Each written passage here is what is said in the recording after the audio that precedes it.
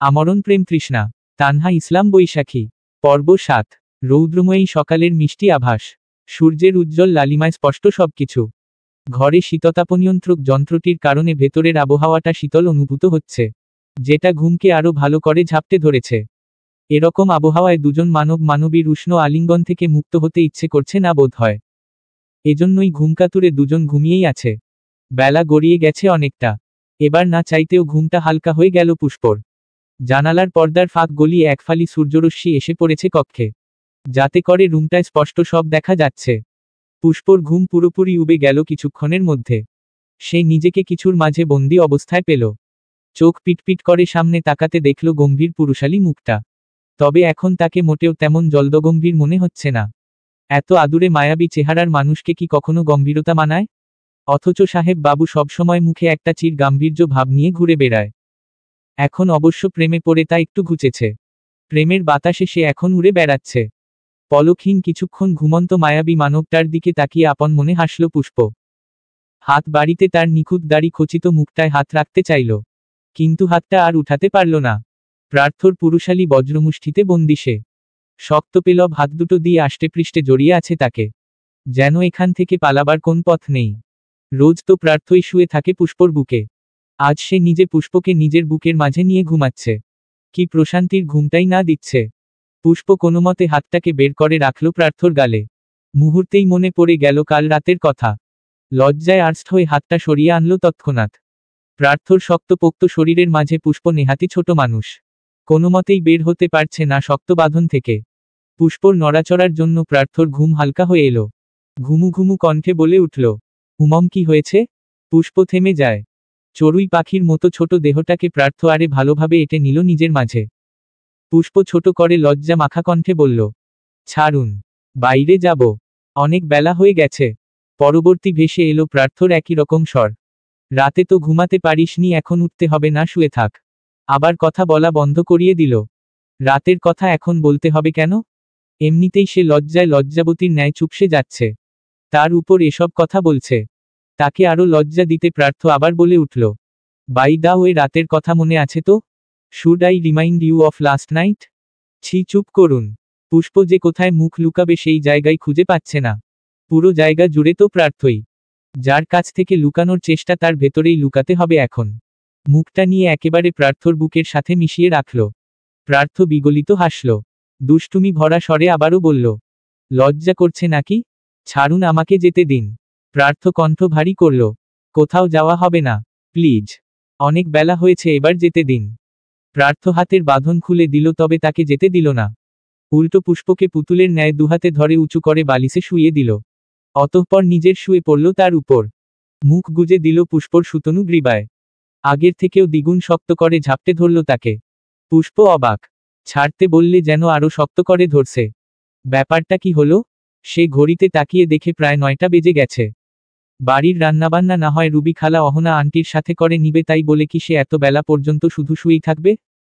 না, এবার উঠতেই হবে। পুষ্প প্রার্থর গায়ে মৃদু ধাক্কা দিয়ে বলল, কি করছেন? একবার ঘড়ির দিকে তাকিয়ে দেখুন কয়টা বাজে। এভাবে ঘরে শুয়ে থাকলে বাকিরা কি ভাববে? কি ভাববে? বিবাহিতরা নতুন নতুন একটু বেশি ঘুমায়, এটা সবাই জানে। কিন্তু আপনি তো ঘুমাচ্ছেন না। আমারও ঘুম ভেঙে গেছে, ছাড়ুন। উহুম, ঘুম না এলাম এখানে শান্তি পাওয়া যায়। হাত রাখো মাথায়। পুষ্প শুষ্ক ঢোক গিলল। গলার মাঝে প্রার্থর মুখ থাকা এমনিতেই সুরসুরি লাগছে, তার উপর আবার জ্বলছেও খুব। গলায় হয়তো দাগ বসে গেছে। এখন নাকি আবার বাচ্চাদের মতো চুলে হাত রেখেও আদর করতে হবে। প্রার্থ আবার বলল, কি বলেছি? পুষ্প তৎক্ষণাৎ হাত ডুবিয়ে দিল প্রার্থর এলোমেলো চুলের মাঝে। সে হাল ছাড়া পাখির ন্যায় শান্ত হয়ে বলল, এবার যেতে দিন। আর কতক্ষণ? পুরো জনম। পাগল হয়েছেন? হুম, সব তোর জন্য। আমি বলেছি পাগল হতে? তুই করেছিস পাগল। কি করে? এই ভালোবেসে। ভালোবাসা দিয়ে কাউকে পাগল করা যায়? হুম, আমাকে করেছিস। তোর ভালোবাসায় পাগল হয়েছি, উন্মাদ হয়েছি, স্রোতহীন নদীর হয়েছি। পুষ্পর হৃদয় থমকে যায়। ভেতরে কেমন যেন অনুভূতি সৃষ্টি হয়। এই লোকটা কবে যেন তাকে হার্ট অ্যাটাক করিয়ে মেরাই ফেলবে। মাঝে মাঝে এমন কথা বলে হৃৎপিণ্ড ধমকে যাওয়া ছাড়া উপায় থাকে না। এত কথা জানে মানুষটা, অথচ পুষ্পর সব অজানা। নতুন করে জানছে, নতুন করে চিনছে তাকে। যত চিনছে তত গভীরভাবে উপলব্ধি করতে পারছে। এত সুখ এত আনন্দ হচ্ছে পুষ্পর। মনে হচ্ছে পৃথিবীর সবকিছু পাওয়া হয়ে গেছে। এরপর আর কিছু না পেলেও চলবে। এবার তো মরণেও কোন ভয় নেই। এই সুখ এই আনন্দ কখন যেন লবণাক্ত তরলে পরিণত হয়ে গড়িয়ে পড়েছে গাল বেয়ে। সে তরল গিয়ে লেগে প্রার্থর গালে। সে বুঝতে পারল তবু মুখ উঠাল না। এ কিভাবে গলায় মুখ গুজে রেখে বলল, কাঁদছিস কেন? পুষ্প নিজেকে ঠিক করে বিগলিত হেসে বল, সুখে। কেমন সুখ? আপনাকে পাওয়ার। ওই সুখময় জলে যেন শুধু আমিই থাকি। ওই চোখের প্রতিটি অশ্রুতেও আমার অধিকার। আমার সবেতেই তো আপনার অধিকার। দুজনেই চুপ রইল কিছুক্ষণ। প্রার্থ পড়ে রইল তার শান্তিময় জায়গায়। পুষ্প পরম যত্নে চুলগুলো এলোমেলো করছিল। নিঃশব্দতার মাঝে পুষ্প হঠাৎ বলে উঠল, কতটা ভালোবাসেন? হিসেব করিনি। পুষ্প হাসল। বলল, এই কয়দিনে কাউকে হিসেব ছাড়া ভালোবাসা যায়? প্রার্থ জবাব না দিয়ে উল্টো প্রশ্ন করল, প্রেমে পড়তে কতক্ষণ লাগে? এক লমহা। আর ভালোবাসতে? কিছু নাম না জানা বিশেষ মুহূর্ত। আমাদের মাঝে কি বিশেষ কোন মুহূর্ত আসেনি? এসেছে বুঝি? অনেকবার এসেছে। সে মুহূর্তে আমি তোকে নিজের মতো উপলব্ধি করেছি। অনুভূতি নামক অদ্ভুত খাতায় তোর নাম লিখিয়েছি। হারানোর ভয় হেরে যাওয়া খাতায় নিজের নাম লিখিয়েছি। পরিশেষে আমি হেরে গিয়েছি। হেরে গিয়েও জিতে গিয়েছি। আমার ফুলকে পেয়েছি। আমার পুষ্পরানীর রাজা হয়েছি। শখের পুরুষের কাছ থেকে এরকম কথা শুনলে কি আর চোখের বাঁধ মানে না। পুষ্পরও মানল না। নোনা জলে ভরা গহর এবার উপচে পড়ল। নিজেকে একটু সামলে কোনোমতে বলল, এত কথা কি করে শিখলেন? প্রেমে পড়ে। আমি তো সেই 90 দশক থেকে প্রেমে পড়ে বসে আছি। এত কথা শিখিনি তো। শিখেছিস। বলার অবকাশ পাসনি। সামনের মানুষটা শুনতে চায়নি। এবার থেকে শুধু বলবি। মানুষটা না চাইলেই সব শুনবে। পুষ্পর নিঃশব্দ কান্নার বেগ বাড়ল। শরীর ঝাঁকিয়ে হেঁচকি তুলে কাঁদছে সে। প্রার্থ এবার মুখ তুলল।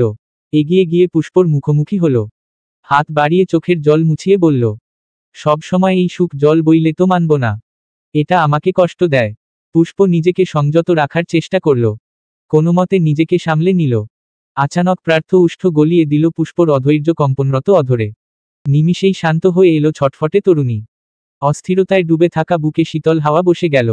অবশ হয়ে গেল সুতনু শরীর। বেশ কিছুক্ষণ পর প্রার্থ নিজে থেকেই সরে এলো।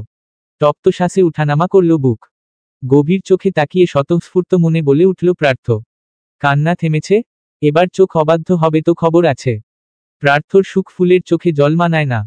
অবাধ্য না হতে বললে কি হবে, সেই তো আবার প্রতারণা করে ফেলে চোখ দুটো। একটু মন জুড়ানো কথা শুনলেই চোখ বেহা হয়। পুষ্প নাক টেনে বাচ্চাদের মতো করে বলল, চোখ অবাধ্য হয়ে গেলে আমার কি দোষ? আপনার জন্যই তো হয়।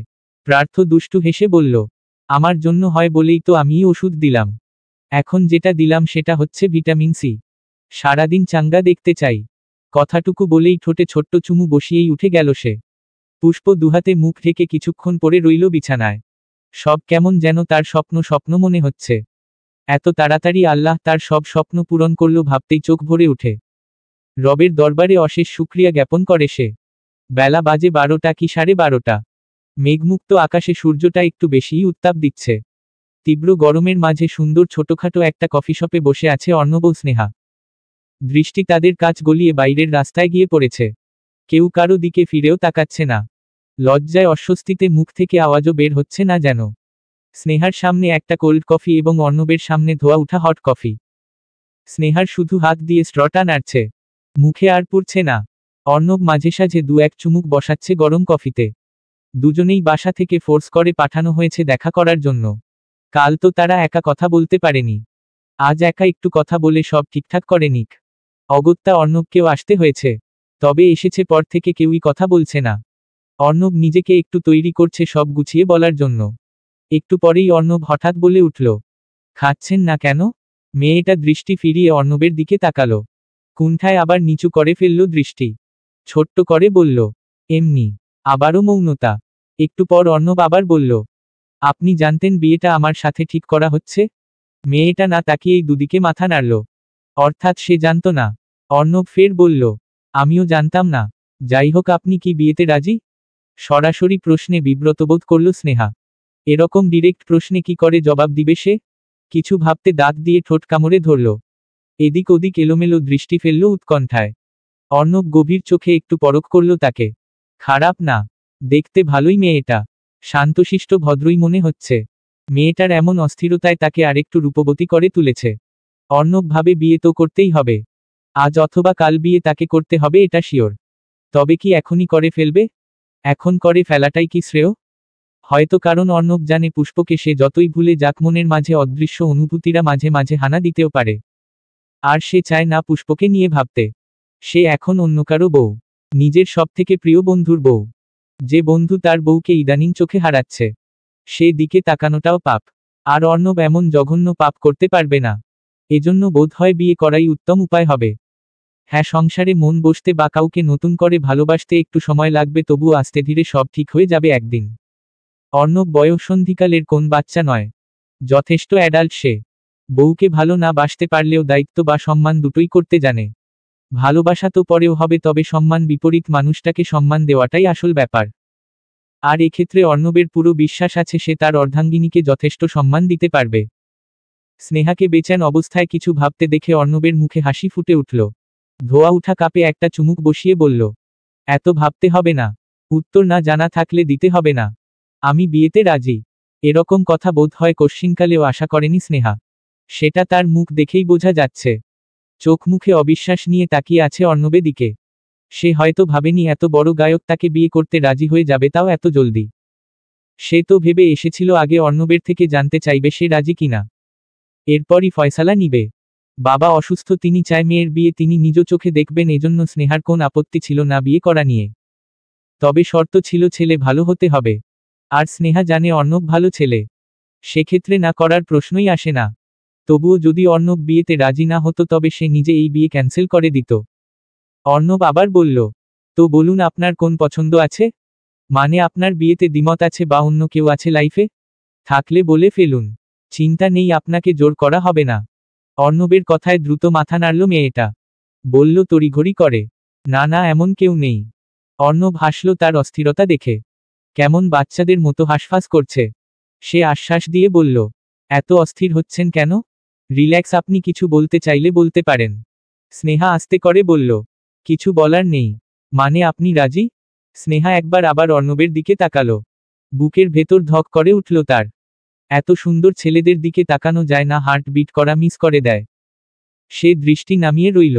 মৌনতা দেখে অর্ণব বলল, নীরবতাই তবে সম্মতির লক্ষণ ধরে নিব? এবার হাসল স্নেহা। ঠোঁটের কোণে মিষ্টি একটা হাসি ঝুলিয়ে বলল, ধরতে পারেন? বাহ, আপনি হাসতেও পারেন? হাসতে না পারলে মানুষ হলাম কি করে? অর্ণব অবাক হওয়ার ভান করে বলল, আপনি কথাও বলতে পারেন? স্নেহার হাসি প্রকট হল। অর্ণব সে হাসির দিকে তাকিয়ে আবারও ভাবল, মন্দ না। তার বাবা মা বন্ধুদের চয়েজ আছে বলতে হবে। এ হাসির দিকে তাকিয়ে পুরনো হাসি ভুলতে পারলে মন্দ হয় না, বরং ভালোই হয়। এরপর কিছুক্ষণ কথা হলো তাদের মাঝে। স্নেহাও একটু স্বাভাবিক হলো। গুনে গুনে কথা না বলে ইচ্ছাধীন হয়ে কথা বলল। কথা বলার এক ফাঁকে অর্ণব বলল, আমাদের বিয়ে হলে দুজনকেই একটু সময় দিতে হবে। কারণ আপনাকে বিয়ে করার পিছনে খুব সূক্ষ্ম একটা কারণ আছে আমার। হুট করেই ভালোবাসতে পারবো না, একটু সময়ের প্রয়োজন হবে আমার। স্নেহা খুব স্বাভাবিকভাবেই বলল, আমি চাই না আমাকে কেউ হুট করেই ভালোবাসুক। ধীরে ধীরে আমাকে বুঝুক, এরপরেই ভালোবাসুক। এই নিয়ে কোন অভিযোগ নেই, চিন্তা করবেন না। স্নেহার স্বাভাবিক কথায় অর্ণবের ভালো লাগলো। অর্ণবের কথাটা যে খারাপভাবে নেয়নি তা বোঝা গেল। বেশ কিছুক্ষণ কথা বলে এও বুঝল যে মেয়েটা সরল সহজ। অর্ণবের জন্য তো এমন মেয়েই পারফেক্ট, যে মেয়ে তার সরলতা দিয়ে অন্য জগৎ তৈরি করবে তার মাঝে। ভুলিয়ে দিবে ফেলে আসা সমস্ত অতীত, অতীতের সমস্ত ব্যথা। রাতের খাবার শেষ করে সকলে বসেছে বসার ঘরে। এখন একটু গল্পগুজব করবে, আড্ডা দিবে। এরপরেই চলে যাবে নিজ নিজ কক্ষে ঘুমাতে। তবে আড্ডা দেওয়া আর হলো না। প্রার্থ সোফায় বসে ল্যাপটপ ঘাঁটছে। অন্ত রুম থেকে খুব একটা বের হয় না কিছুদিন ধরে। খাবার খাওয়া আর বাইরে যাওয়ার সময় একটু দেখা পাওয়া যায়, এছাড়া আর তাকে দেখা যায় না সচরাচর। মনমরা হয়ে পড়ে থাকে সারাদিন। পুষ্প কাজে ব্যস্ত। বড় আম্মু যাবে এখন ঘুমাতে। সব শেষে হতাশ প্রিয়া আর প্রান্ত। উল্টো তাদেরকে ঠেলে পাঠানো হয়েছে পড়ার জন্য। অন্তকে পড়ার কথা কখনো বলতে হয় না, সে নিজ দায়িত্বে নিজেরটা করে নেয়। তবে প্রিয়া আর প্রান্তকে ঠেলে ঠেলে পাঠাতে হয় রাতে পড়ালেখা করার জন্য। অহনা বেগম অবশ্য বাড়িতে থাকলে তারা একাই চলে যায় পড়তে। একটু করা মানুষ তো সবাই ভয়ে তটস্থ থাকে। আজ অহনা বেগম এখনো ফেরেনি। গেছে একটা পার্টিতে আশরাফ সাহেবের সাথে। এই সুযোগে দুজনই পড়ায় ফাঁকি দিতে চেয়েছিল, কিন্তু পুষ্প তা হতে দিল না। ঠেলে পাঠালো রুমে পড়তে। প্রিয়া তো যাবেই না, তবুও বকে টকে পাঠালো। এমনিতেও আজ পুষ্পর সারাটা দিন কেটেছে বিব্রতকর অবস্থার মধ্যে।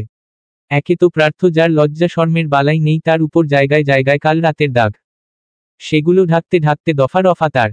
আর প্রিয়ার যা জহুরি নজর, সেটা কোন না কোনোভাবেই পৌঁছে যায় যেখানে সেখানে। এখন আরো বাজে অবস্থায় পড়ার আগেই মানে করে বিদায় করল তাদের।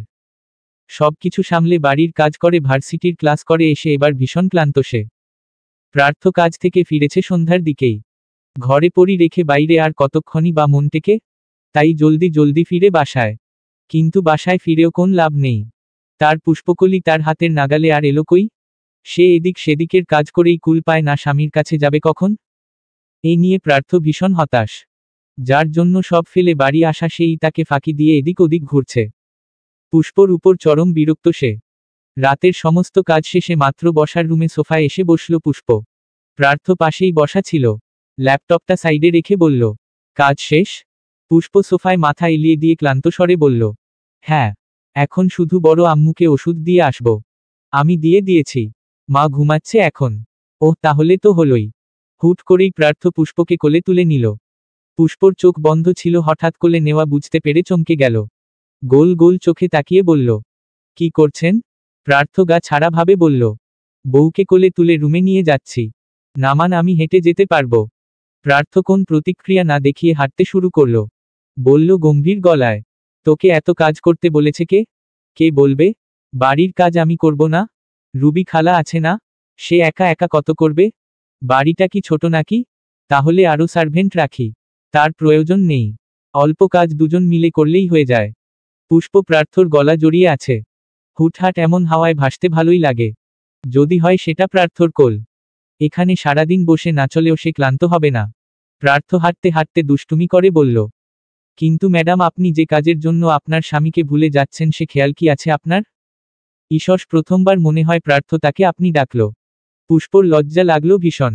এদিক ওদিক তাকিয়ে বলল, আপনাকে ভোলা কি আদৌ সম্ভব? হতেও পারে সম্ভব। যেভাবে পতি ভক্তি বাদে কাজ ভক্তি করছেন, এভাবে স্বামীকে ভুলতে কতক্ষণ? বাজে কথা। যেদিন আপনাকে ভুলে যাব বুঝবেন, সেদিনটি হবে আমার মরণের দিন। তার আগে কখনোই ভুলব না। প্রার্থর পা থেমে গেল, দাঁড়িয়ে গেল করিডোরের মাঝেই। অসহায় চোখে তাকালো পুষ্পর দিকে। হঠাৎ পুষ্পর এমন কথায় ভেতরটা যেন নড়ে উঠেছে। প্রার্থকে থেমে যেতে দেখে পুষ্প বলল, কি হলো? কিছু না। কিছু না বলেই আবার হাঁটা ধরল। কিছু কথা মনে মনেই থাক, সব ভয় প্রকাশ করতে নেই। ভয় প্রকাশ করার আলাদা ভাষাও নেই। এই ভয় তার মনেই থাক। রাত বাজে 11টা। প্রিয়া পড়ার টেবিলে বসে বসে ঝিমাচ্ছে। এই পড়ালেখা আর ভালো লাগে না। মন চায় দেশান্তরী হয়ে যেতে। সবকিছু থেকে দূরে, বিশেষ করে পড়ালেখা থেকে দূরে যেতে হলেও তাকে দেশান্তরী হতে হবে। এই আন্ডার অঙ্ক আর তার মাথায় ঢুকবে না কোনো মতেই। ভেবেছিল কলেজে ক্লাস 10-এর মতো ওইরকম খবিশ মার্কা গণিত নেই। গণিত ছাড়া পড়ালেখা করা সবচেয়ে ইজি বিষয়, কিন্তু কে জানতো কলেজের প্রতিটা সাবজেক্টে গণিত সহ তার পুরো পরিবার ঢুকিয়ে দেওয়া হয়েছে। আইসিটির মতো বিষয়ে কে অঙ্ক আনে? 30টা এমসিকিউ দিতে গেলেই ঘাম ঝরে যেত। এখানে তো আবার অঙ্ক ঢুকিয়ে দিছে। কি বিপদ! এখন না পারছে বুঝতে, না পারছে সলভ করতে। ক্লাসে আবার স্যার বলে দিয়েছে বাইনারি সঠিকভাবে করে আনতে না পারলে কান ধরে দাঁড় করিয়ে রাখবে সবাইকে। এখন সে বাইনারি করবে কি করে? সে তো পারেই না। অনেকক্ষণ বসে বসে ভাবার পর চট করে উঠে দাঁড়ালো প্রিয়া। বুবু তো এগুলা পারে, বুবুর কাছ থেকে শিখে আসা যাক। যেই ভাবা সেই কাজ। চটজলদি উঠে গিয়ে দাঁড়ালো প্রার্থর রুমের সামনে। কিন্তু তাদের কি ডাকবে? না ডাকবে না?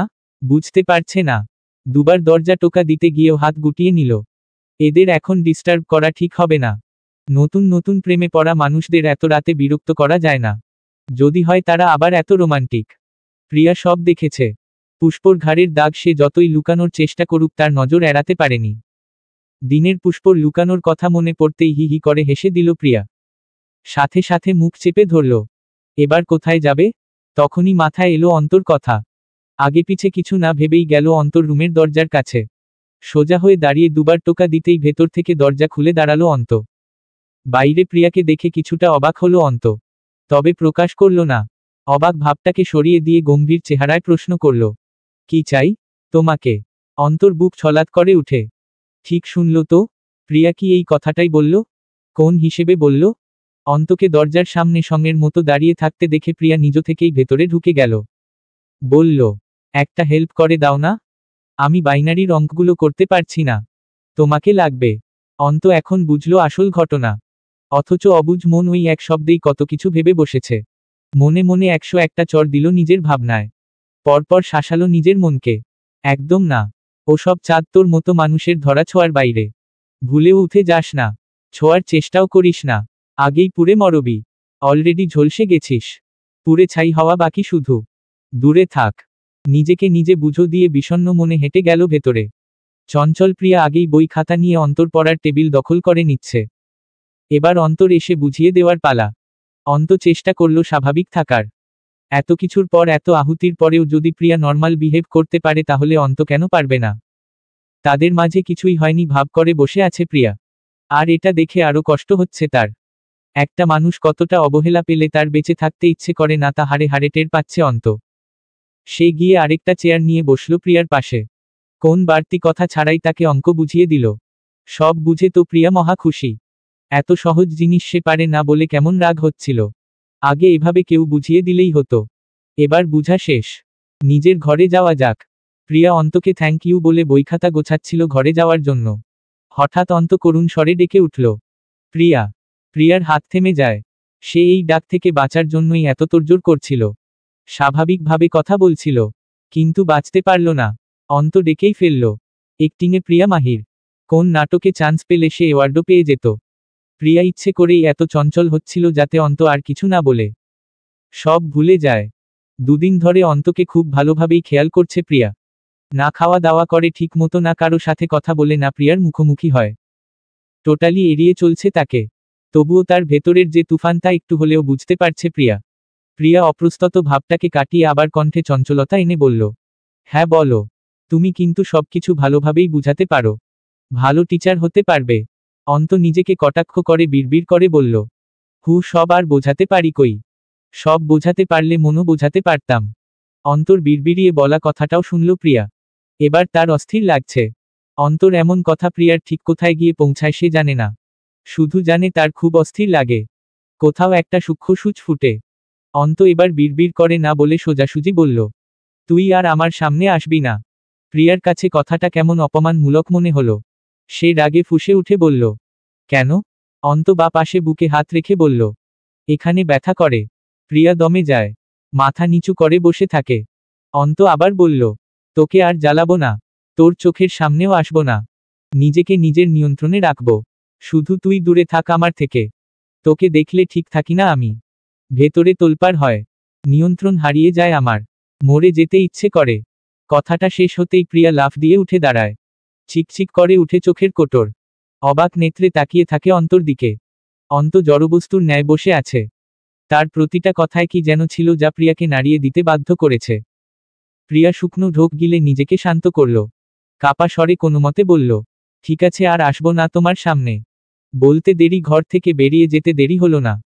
যেমন চঞ্চল পায় ঘরে এসেছিল তার থেকেও দ্বিগুণ তাড়ায় চলে গেল সেখান থেকে। অন্ত একইভাবে বসে রইল চেয়ারে। ছেলেদের হুটহাট ভেঙে পড়তে নেই, অথচ অন্ত প্রতিবারই ভেঙে পড়ে তার অন্তপ্রিয়ার সামনে। এই ভাঙাচোরা কি কখনো জোড়া লাগবে না? ক্যালেন্ডারের পাতায় এখন আশ্বিনের রাজ। এই মাস পরেই আসবে হেমন্তকাল। শরৎকালে মায়া ছেড়ে প্রকৃতি পা রাখবে হেমন্তে। কেটে গেছে পুরো 2 সপ্তাহ। গুনে গুনে 14 দিন কেটে গেছে। এই 14 দিনে কোন ঘটনা বা দুর্ঘটনা কিছুই ঘটেনি। কারো কারো দিন কেটেছে সুখের ভেলায় ভেসে ভেসে। কারো কারো আবার গহীন যন্ত্রণায় ছটফট করতে করতে। দুঃখ কষ্ট নিয়েই জীবন। দুটিরই সামঞ্জস্য বজায় রেখে দিনগুলো তার গতিতেই চলেছে। তবে আজকের বিষয়টা একটু ভিন্ন। আজ খুব বড় একটা দুর্ঘটনা ঘটেছে। পার্থপুষ্পর জীবনে নয়, দুর্ঘটনা ঘটেছে প্লে বয় খ্যাত হৃদয় নামক ছেলেটার সাথে। ভালোবাসা ছোট একটা শব্দ হলেও এর শক্তি অনেক। এটি মানুষকে যেমন সুখ দিতে পারে তেমন দুঃখও দিতে পারে। আবার কাউকে যেমন খারাপ করতে পারে তেমনি কাউকে ভালো করতে পারে। এক একটা সংজ্ঞায় ভালোবাসা এক এক রকম। এর বিবরণ দিতে চাইলে পুরো একটা উপন্যাস লিখে ফেলা যাবে। আমরা আর সেখানে না যাই। আমরা আসি আমাদের পার্থিব জীবনে। কোকড়ানো চুকগুলো উস্ক, চোখ মুখের হাল বেহাল। শার্টের জায়গায় জায়গায় ছিঁড়ে তাতে রত বেরিয়ে এসেছে। হাত পা সব জায়গায় ছিলে গেছে। তার শরীরের ব্যথাকে সম্পূর্ণ উপেক্ষা করে সে অপেক্ষা করছে প্রিয়তমার জ্ঞান ফেরার। পাশে বসেই প্রার্থ দেখছে বন্ধুর বিধ্বস্ত অবস্থা। কি বলে যে তাকে সান্ত্বনা দিবে তার ভাষা নেই। সে চুপচাপ বসে থেকে বন্ধুর করুণ অবস্থা দেখছে। পাশে বসে আছে পুষ্প। সে কোনোমতে বলল, হৃদয় ভাই সামলান নিজেকে। মোহর কিচ্ছু হবে না। আপনার শরীরের অনেক জায়গায় জখম হয়েছে। আপনি প্রার্থ ভাইয়ের সাথে একটু যান। কাটা জায়গাগুলো ভালোভাবে ড্রেসিং করে আনুন। হৃদয় মুখ তুলল না, ফ্লোরের দিকে তাকিয়ে রইল একইভাবে। একটু পর কথা বলল করুণ স্বরে, লাগবে না, ব্যথা নেই। এরপর আর জোর করার সাহস হলো না কারোর। এমনিতেই হৃদয়ের অবস্থা ভালো নয়। কখন পাগলামো শুরু করে দেয় কে জানে। সকাল সকাল হৃদয় বাইক নিয়ে বেরিয়েছিল মোহ এর সাথে। কথা ছিল মোহকে ভার্সিটি পৌঁছে দিয়ে সে যাবে স্টুডিওতে। তবে কোথাও আর যাওয়া হলো না। মাঝরাস্তায় ট্রাকের সাথে ধাক্কা লেগে দুজন ছিটকে পড়ে দুদিকে। সেখান থেকে মানুষজন ধরাধরি করে তাদের নিয়ে আসে হসপিটালে। হৃদয়ের জ্ঞান ছিল, তবে মোহ জ্ঞান হারিয়েছে অ্যাক্সিডেন্টের সময়েই। তখন থেকে হৃদয়ের হৃদযন্ত্রের গতি বেড়ে গেছে দ্বিগুণ। ভয় কাজ করছে ভেতরে। একটা প্লে বয় খ্যাত ছেলে, যার কিনা মাসে মাসে 3-4টে করে গার্লফ্রেন্ড বদলে যায়, তার একটা মেয়ের জন্য বুক পুড়ছে। এ কি আদৌ সম্ভব? যার কাছে নারী মানে খেলনার বস্তু, তার কাছে আজ মোহ মানে এক সুন্দর অনুভূতি। নারীরা খেলনার বস্তু নয়। নারী হচ্ছে পুরুষের হৃদয়ের গহীনে লুকিয়ে থাকা সুপ্ত অনুভূতি। অপেক্ষা শুধু সেই একটি মাত্র নারীর জীবনে পদার্পণ করার। তাহলেই জীবন সুন্দর। রক্তাক্ত অবস্থায় মোহকে দেখে হৃদয়ের মনে হয়েছে তার ভেতর থেকে কিছু একটা হারিয়ে গেল বোধ হয়।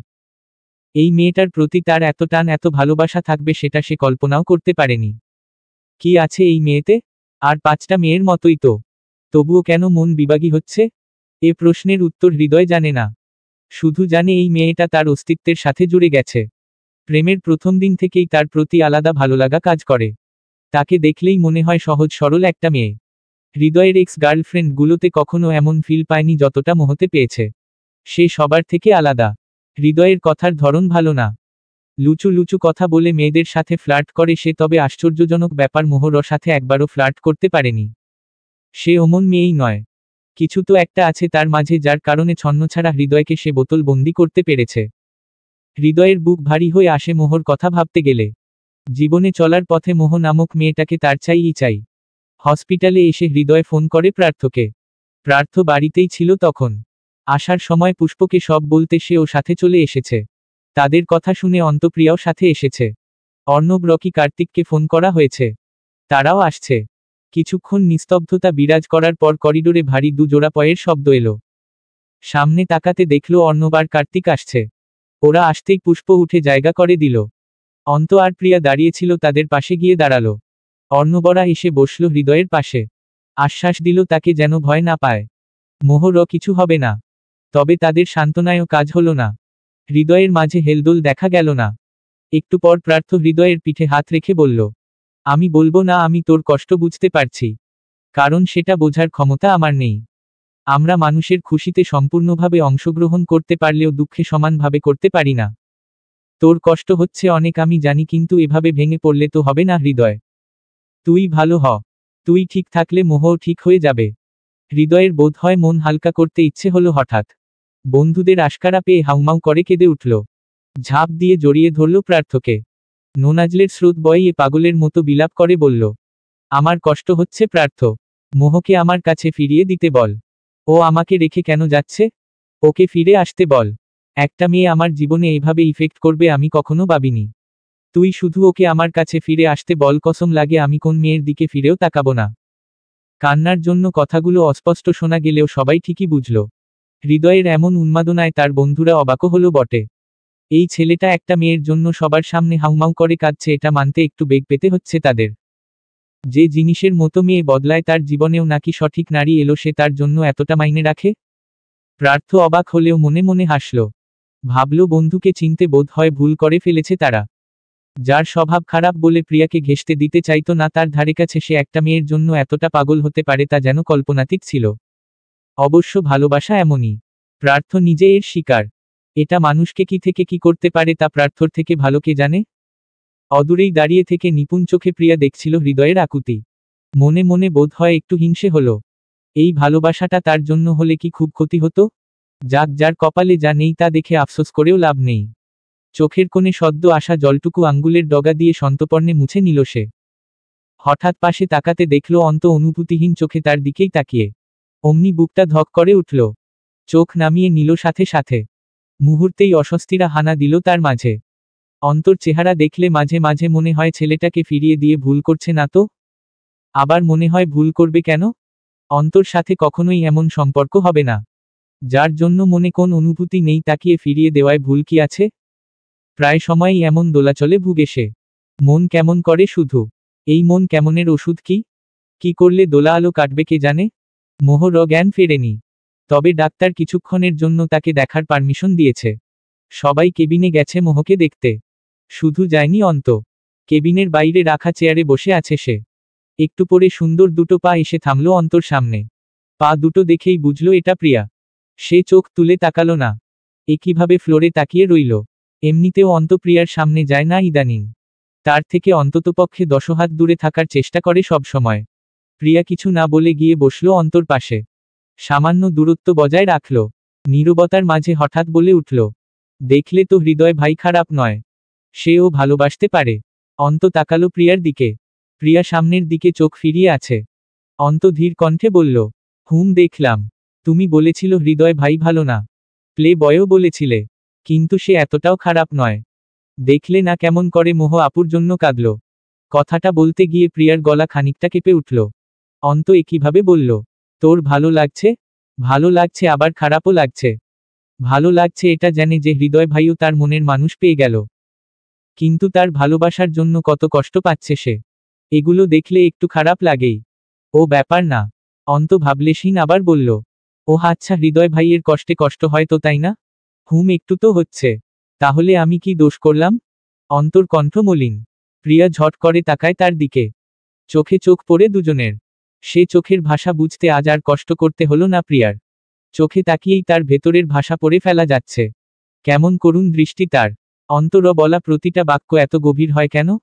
এত অসহায় কেন ছেলেটা? তার অসহায়ত্বের কারণ কি প্রিয়া নয়? অবশ্যই সেই দায়ী এমন শান্ত ভদ্র ছেলেটার চোখের আকুতির মনের অসহায়ত্বের। নিজের কাছে নিজে প্রশ্ন করে হেরে গেল প্রিয়া। সে যে নিজেই দায়ী এসবের। অন্ত ফের বলল, তুই হৃদয় ভাইকে অনেক বুঝিস। তার মন পড়তে পারিস তাই না? তবে আমাকে কেন বুঝিস না? আমার মন কেন পড়তে পারিস না? আমি তো তোর সামনে আমার সমস্তটা খুলে রেখেছি, তবুও কেন পড়তে পারিস না আমায়? ঠিক এই কারণেই প্রিয়ার অন্তর মুখোমুখি হয় না। অন্তর প্রতিটা কথাই এখন মনে দাগ টানে। তাকে তো পড়ে ফেলা শেষ অনেক আগেই, কিন্তু প্রিয়া যে মানতে চায় না সে মনের ভাষা। সে মাথা নিচু করে বলল, পড়তে পারলে কি হবে?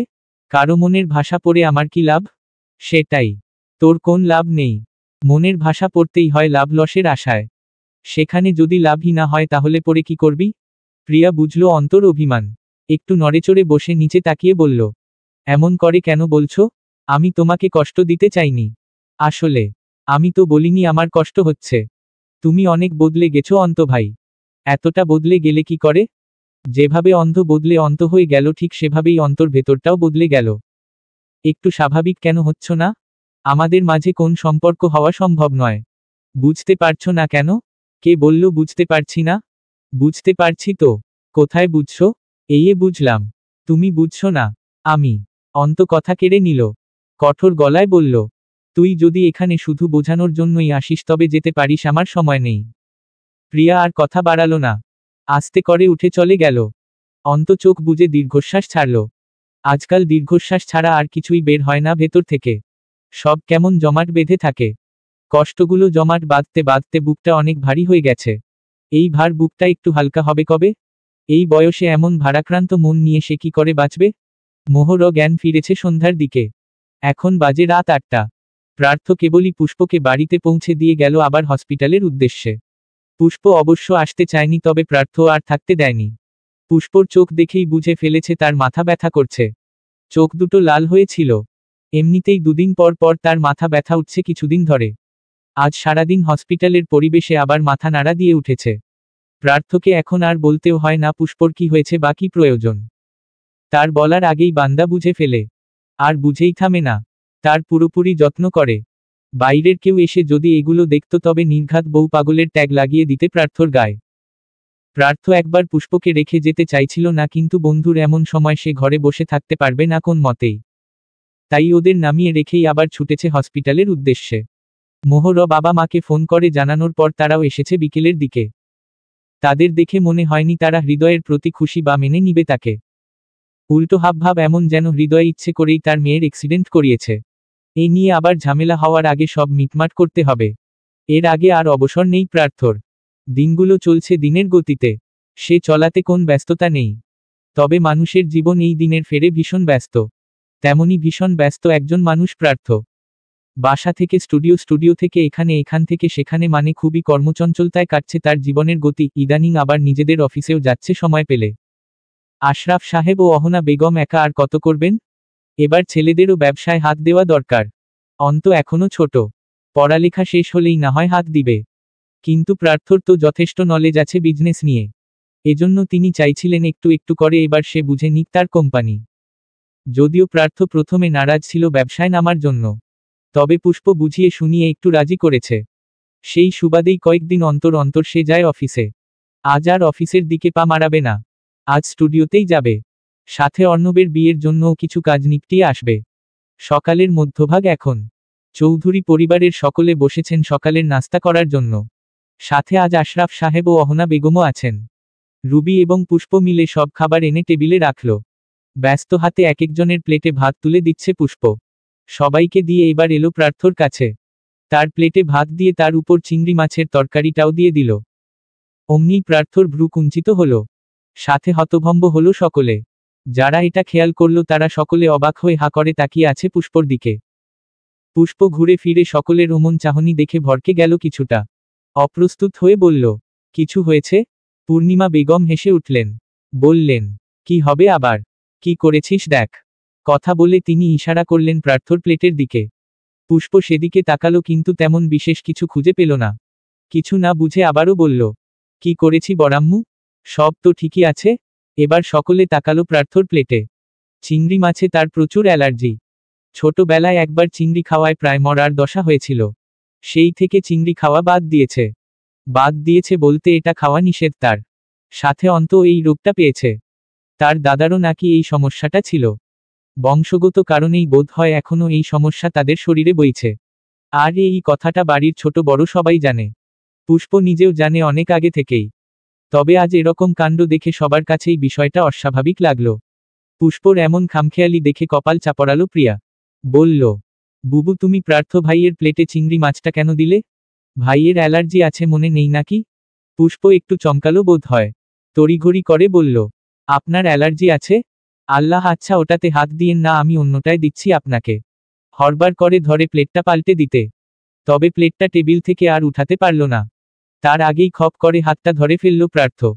নিজের পাশের খালি চেয়ারটা দেখিয়ে বলল, বস এখানে।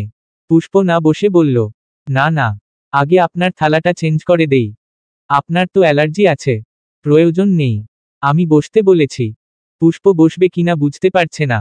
সকাল সকালই কি ভুল করে বসল। একটুও খেয়াল করল না যে প্রার্থ চিংড়ি খায় না। মন কোথায় থাকে কে জানে। পুষ্প দাঁড়িয়ে আছে বলে আশরাফ সাহেব বললেন, বসো পুষ্প মা, আগে খেয়ে নাও, তোমাকে অসুস্থ দেখাচ্ছে। আমরা নিয়ে খাবো, সমস্যা নেই, তুমি আগে বসে খাও। পুষ্প বসে পড়ল প্রার্থর দেখানো চেয়ারে। প্রার্থ তখনও হাত ছাড়েনি তার। পুষ্প বসতেই তার প্লেটটা ঠেলে পুষ্পর সামনে রাখল। খুবই নরম কণ্ঠে বলল, এটায় তুই বস। পুষ্প অপরাধ বোধে মাথা নিচু করে ফেলল। চোয়াল ঠেকিয়ে দিল গলার ভাঁজে। ছোট্ট করে বলল, সরি। প্রার্থ স্বাভাবিকই ছিল। তবে পুষ্পর সরি বলায় রাগ হলো একটু। সে কি এটার জন্য তাকে বকবে নাকি? ভুল হতেই পারে, তবে এই ভুলটা তার কাছে খুব সহজ ভুল মনে হচ্ছে না। পুষ্পর কিছু তো একটা হয়েছে, না হলে অমন ভুল ও কখনোই করবে না। প্রার্থ কথা বাড়ালো না। সরি উত্তর দিয়ে বলল, সরি চাইনি, খেতে বলেছি। সে নিজের জন্য আরেকটা প্লেট নিয়ে নিজেই নিজের খাবার নিয়ে নিল এক হাতে। তখনও প্রার্থ তার হাত ধরে রেখেছে। পুষ্প খাচ্ছে না বলে প্রার্থ গম্ভীর গলায় জিজ্ঞেস করল, কি হলো, খাচ্ছিস না কেন? পুষ্প হাতের দিকে তাকিয়ে মিহিস্বরে বলল, হাত তো আপনি ধরে রেখেছেন, খাবো কি করে? প্রার্থ হাতের দিকে তাকিয়ে দেখল সত্যিই এখনো ধরে রেখেছে। এরপর ছেড়ে দিল হাতটাকে। ওপাশ থেকে প্রান্ত মেজাজ খুইয়ে বলে উঠল, যেখানে সেখানে এভাবে ফুল আপুর হাত ধরবে না তো। ভাল লাগে না আমার। প্রার্থ চোখ মুখ কুচকে কপাল গুটিয়ে বলল, আমার বউ, আমি যেখানে খুশি তার হাত ধরব, তোর কি? তোর ভাল লাগে না দিয়ে আমি কি করব? প্রান্ত আস্ত একটা চিংড়ি মুখে পুরে চিবাতে চিবাতে বলল, উহ, এখন আসছে আমার বউ বলতে। ফুল আপু, তোমার বউ হওয়ার আগে আমার ফুল। প্রার্থ ধমকে উঠল তৎক্ষণাৎ, খবরদার ফুল বলবি না ওকে। আমি বারণ করেছি না? আমি বলবই। তুমি কেন এখন? প্রান্ত। ধমকে উঠলেন অহনা বেগম। গুরুগম্ভীর কণ্ঠে ভরকে গেল প্রান্ত। চুপ হয়ে গেল সাথে সাথে। অহনা বেগম বললেন, খাবার খাওয়ার সময় এত কথা কেন? ও বড় ভাই না তোমার? ভাইয়ার সাথে ঝগড়া করে কেউ? প্রার্থ আগুনে ঘি ঢেলে বলল, এক কাজ করো কাকিমা, ওকে বোর্ডিংয়ে পাঠিয়ে তাও, তাহলেই ভালো হবে ও। প্রান্ত কাদো কাদো হয়ে বলল, ভাইয়া ফুল আপুকে আর ফুল ডাকবো না, তবুও বোর্ডিংয়ে দিও না। প্রার্থ গম্ভীর মুখেই বলল, প্রমিজ? পাক্কা প্রমিজ। এক ফুলকে নিয়ে দুই মালির ঝগড়া নিয়ে হাসল সকলে। পুষ্প প্রান্তকে শুধিয়ে বলল, তুই আমালে ফুল বলেই ডাকবি প্রান্ত, তোর ভাইয়ার কথা শোনার দরকার নেই। প্রার্থ পুষ্পর দিকে সরু চোখে তাকিয়ে কিছু বলতে নেয়, তার আগেই পুষ্প উঠে দৌড় দেয় ওয়াশরুমের দিকে। হুট করে কি হলো বুঝতে পারল না কেউ। প্রার্থ খাবারে হাত দিয়ে রেখেছিল, সেই প্লেটেই হাত ধুয়ে উঠে গেল। সবার উদ্দেশ্যে বলে গেল, তোমরা খাও, আমি দেখছি। পুষ্পর পিছু পিছু বেসিনে এসে দেখল পুষ্প বেসিনে ঝুঁকে বমি করছে। প্রার্থ গিয়ে পেছনে থেলো তাকে আগলে নিল। চিন্তার ভাঁজ পড়ে গেল কপালে, বুকের গতি থেমে গেল। হঠাৎ কি হলো? এভাবে কেন বমি করছে বুঝতে পারছে না। দিশেহারা হয়ে হন্যের মতো বলল, ফুল, কি হয়েছে? ভোমিট হচ্ছে কেন? বেসিনের ট্যাপ ছেড়ে দেওয়া, খালি পেটে সকালে কিছুই বের হলো না পানি ছাড়া। তবে সব উগলে দেওয়ায় ঝাঁকুনিতে শরীর ফুরবল হয়ে পড়ল। ভর ছেড়ে দিল প্রার্থর হাতে। প্রার্থ দু হাতে তাকে আগলে আছে। পুষ্পর চোখ বুজে আসছে বলে মুখ চাপড়ে বলল, ফুল বেবি কি হয়েছে? এমন কেন করছিস? শরীর খারাপ করছে? চোখ খোল ফুল। পুষ্প চোখ খুলল না, উল্টো চোখ বুজে সমস্ত শরীর ছেড়ে দিল প্রার্থর উপর। প্রার্থ সাথে সাথে কোলে তুলে নিল তাকে। ভয়ে চিৎকার করে ডাকলো অন্তকে, অন্ত ডাক্তারকে কল কর, তোর ভাবি জ্ঞান হারিয়েছে। অন্ত, চাচ্চু প্লিজ কল দা ডক্টর। পুষ্পকে কোলে করে নিয়ে গেল লিভিং রুমে, শুইয়ে দিল তাকে সোফার উপর। সামনে ফ্লোরে হাঁটু মুড়ে বসে পুষ্পর মুখ ঝাঁকিয়ে বার কয়েক ডাকল তাকে, ফুল, ফুল চোখ খোল ফুল, প্লিজ চোখ খোল, এভাবে ভয় দেখাস না প্লিজ। ততক্ষণে সকলে ঘিরে ধরেছে তাদের। পূর্ণিমা বেগম কেঁদে ফেলেছেন। প্রিয়া সোফায় বসে পুষ্পর পায়ের তালু ঘষছে। আশরাফ সাহেব ফোন করেছেন ডাক্তারকে। প্রার্থ পুষ্পর হাতের তালু ঘষছে আর পাগলের মতো ডাকছে তাকে। অন্ত পানি নিয়ে এলো, মুখে পানি ছিটিয়ে দেওয়া হলো, তবুও পুষ্পর জ্ঞান ফিরল না। এতে করে আরো ভয় পেল সকলে। প্রার্থর হার্ট মনে হয় না তার কাছে আছে, এমন করে বিট করা মিস করছে যেন দম বেরিয়ে যাবে এক্ষুনি। নিঃশ্বাস ভারী হচ্ছে, দু চোখে তার ভয় কাতরতা। এই বুঝি তার প্রাণ ভ্রমর উড়ে গেল তাকে একা ফেলে। বিছানায় নিথর দেহটাকে যত্ন সহকারে শুইয়ে রাখা হয়েছে। আশেপাশে শুভাকাঙ্ক্ষীর অভাব নেই, সকলেই পুষ্পকে ঘিরে আছে, অথচ তার কোন হুঁশ নেই। তার মাথার একপাশে আছে প্রার্থ, অন্য পাশে প্রত্যয় সাহেব। মেয়ের অসুস্থতার খবর শুনে অস্থির হয়ে ছুটে এসেছেন অফিস ছেড়ে। ডাক্তার এসে চেক আপ করে গেছেন অনেকক্ষণ আগে, বলে গেছে কিছুক্ষণের মধ্যেই জ্ঞান ফিরবে, ভয়ের কিছু নেই। সাথে আরও একটা খুশির খবর দিয়ে গেছেন, জ্ঞানহীন মেয়েটির ভেতরে বাস করছে আরেকটি প্রাণ, মা হতে চলেছে প্রার্থর সুখফুল। এ খবর শুনে ভয় বদলে সবার চোখে নেমে এসেছে বিস্ময় খুশির ঢল। এক একজন পারছে না তো কেঁদেই ফেলছে। প্রথমে যা ভয় পেয়েছিল এখন আর তেমন ভয় নেই কারো মনে। প্রত্যয় সাহেব যখন এলেন তখনই তিনি প্রার্থর উপর হামলে পড়েন। সবকিছুর জন্য দায়ী প্রার্থকেই করেছিলেন, কারণ তিনি জানতেন প্রার্থ পুষ্পকে মেনে নেয়নি। যদিও পুষ্প তাকে কয়েকদিন আগেও বলেছিল প্রার্থ ভালো হয়ে গেছে, বদলে গেছে, তাকে আর কষ্ট দেয় না, অনেক যত্ন করে, ডিভোর্স নিয়ে যেন আর না আগায়। প্রত্যয় মেয়ের কথা বিশ্বাস করে খুশি হয়েছিলেন। ডিভোর্সের কাগজ বানিয়েই ফেলেছিলেন, কিন্তু পরে তিনিই ক্যান্সেল করে দেন সব। কিন্তু এবার হঠাৎ মেয়ের অসুস্থতার কথা জেনে মাথায় সবার আগে প্রার্থর কথাই আসে। ভেবেছিল বোধ হয় ওই ভালো মানুষের নাটক করে মেয়েটাকে মারতে চাইছে, সেজন্য তিনি এসেই প্রার্থর মুখে ঘুষি মারে। এরপর কলার ধরে ঝাঁকিয়ে বলেছিলেন, জানো আর বল আমার মেয়েকে কি করেছিস? কি করেছিস ওর সাথে বল? আমি জানি তুই ওর সাথে খারাপ কিছু করেছিস। আমার মেয়ে বলেছে আমাকে তুই ওকে সহ্য করতে পারিস না, তুই আমার মেয়েকে পছন্দ করিস না। তাহলে ভালো মানুষের নাটক কেন করেছিলি? ডিভোর্স দিয়ে দিতি, আমার মেয়েকে আমার কাছে পাঠিয়ে দিতি। এখন আমার মেয়ের কিছু হলে তোকে আমি ছাড়ব না, মনে রাখিস। এই এক কথায় সকলের মাথায় যেন বাজ পড়েছিল। খুশি খুশি পরিবেশে যেন ঝড় চলল। সবার মানতে কষ্ট হচ্ছিল বিষয়টা, কিন্তু প্রার্থ কিছু বলল না। উল্টো শ্বশুর মশাইয়ের কথায় শান্ত হইল। তবে সে যখন মলিন কণ্ঠে বলল, আমি অপছন্দ করতাম, অবহেলা করতাম, ঘৃণা করতাম আপনার মেয়েকে। সবই করতাম, কিন্তু এখন করি না। এখন ভালোবাসি আমি তাকে। তখন সবাই অবাক হয়েছিল। পূর্ণিমা বেগমের মানতে কষ্ট হচ্ছিল যে প্রার্থ ঘৃণা করত পুষ্পকে, কষ্ট দিত তাকে। এই এক কথায় যেন সবকিছু সবার সামনে চলে এলো, যা এতদিন পুষ্প, প্রার্থ এবং গোটা কয়েক মানুষের জানা ছিল তা এখন বাকি সবার জানা হয়ে গেল। প্রত্যয় সাহেব আবার তেরে আসতে চাইছিলেন। প্রার্থ হাত উঁচিয়ে থামিয়ে দেয় তাকে। শান্ত স্বরে বলে, যা বলার পরে বলবেন। আমার বউকে ঘরে নিয়ে যেতে হবে। C is pregnant. আর এই বয়সে আপনি মেয়ের জামাইয়ের জন্য ডিভোর্স লেটার না বানিয়ে নিজের নাতি নাতনির জন্য কিছু বানান। শ্বশুর মশাইকে আসল কথা শুনিয়েই পুষ্পকে সোফা থেকে কোলে তুলে নেয়। তখন পূর্ণিমা বেগম বলেন, তুই পুষ্পকে ঘৃণা করতি প্রার্থ? ওকে কষ্ট দিতি? প্রার্থ পুষ্পকে কোলে করেই দাঁড়িয়ে যায়।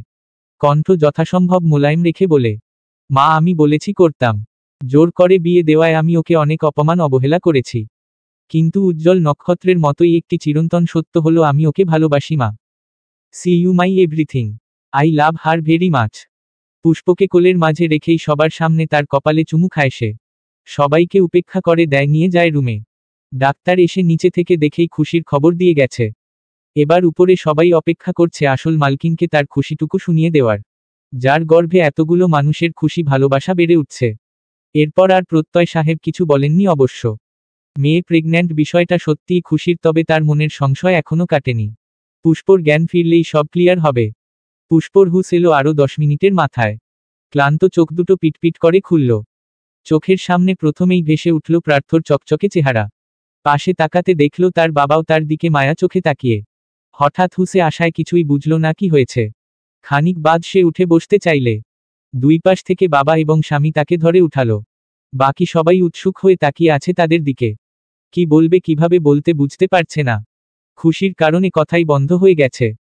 পুষ্পকে বেডে হেলান দিয়ে বসালো। এরপর প্রার্থই সবার সামনে তার কানের কাছে গিয়ে বলল, congratulation my flower, you are pregnant. Pushpa ঝট করে তাকালো প্রার্থর চোখে। এটুকু কথাই তার চোখে জল আনিয়ে দিয়েছে।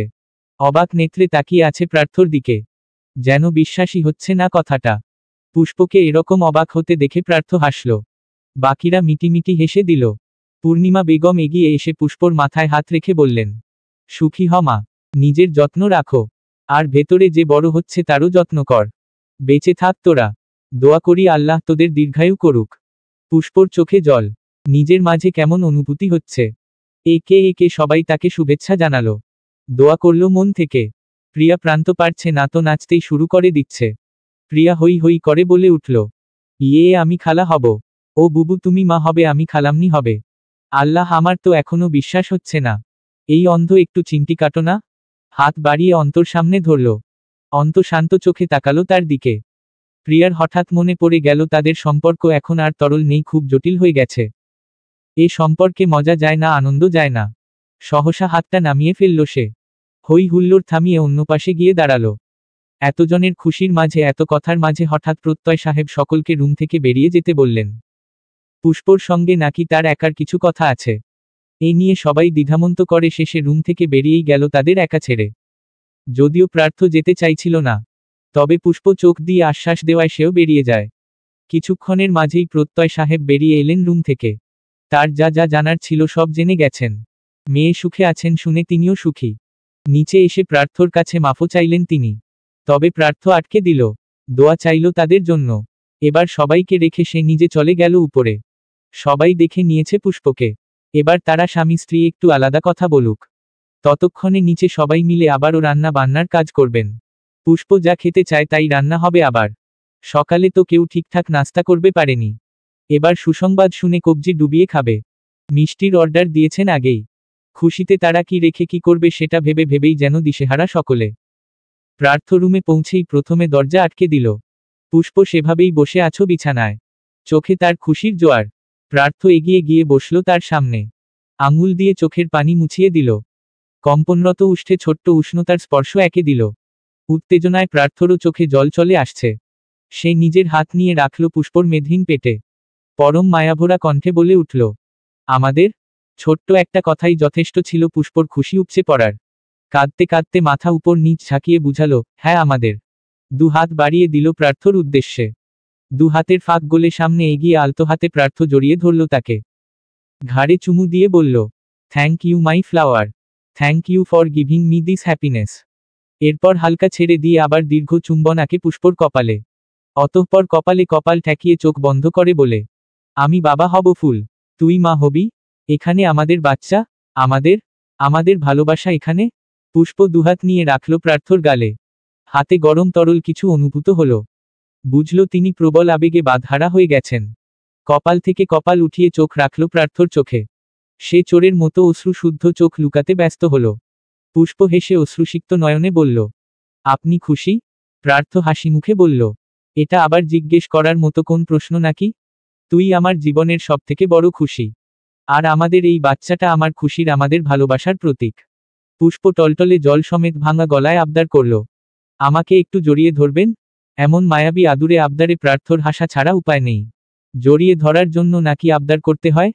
প্রার্থ তো পারলে তাকে সারাদিন জড়িয়ে ধরে শুয়ে থাকত। পুষ্পর আবদারে তাকে সাথে সাথে বুকের মাঝে জড়িয়ে নিল। এর থেকে সুখের থেকে শান্তি বোধ হয় অন্য কিছুতে নেই। দুজনে নীরব হয়ে মুহূর্তটা উপভোগ করল। বাবা মা হওয়ার সময়টা জীবনে কয়েকবার আসলেও প্রথম অনুভূতি প্রথমই হয়, যেটা জীবনে একবারই আসে। আলাদা অচেনা অজানা অনুভূতি তৈরি হয় যখন কেউ প্রথম মা বাবা হওয়ার সুযোগ পায়। এই সময়টা নষ্ট করার মতো সময় না। এই মোমেন্টটা তারা তাদের সর্বোচ্চটা দিয়ে উপভোগ করবে। সকাল সকালেই ঘুম ভাঙল চৌধুরী বাড়ির সকলের। পুরো বাড়িতে আনন্দের হিড়িক পড়ে গেছে। বাতাসে বাতাসে ছড়াচ্ছে খুশির সংবাদ। প্রার্থর বিয়ের খবর বাইরে জানাজানি হতে অনেক সময় লেগেছে, কিন্তু এবার মনে হয় না খুব বেশি সময় লাগবে বাবা হওয়ার কথাটা ছড়াতে। আশরাফ সাহেব সকাল সকাল অফিসে মিষ্টি পাঠিয়ে দিয়েছে সকল স্টাফদের জন্য। এছাড়াও পাড়া প্রতিবেশীদের তো দেওয়া হয়েছে সেই কালকেই। আজ সকালে প্রার্থ তার পরিচিত ডক্টরের থেকে অ্যাপয়েন্টমেন্ট নিয়ে নিয়েছে। এখন হসপিটালের উদ্দেশ্যেই বেরিয়েছে দুজন। নতুন গাড়ি এখনো কেনা হয়নি, আপাতত বাইকেই চলছে।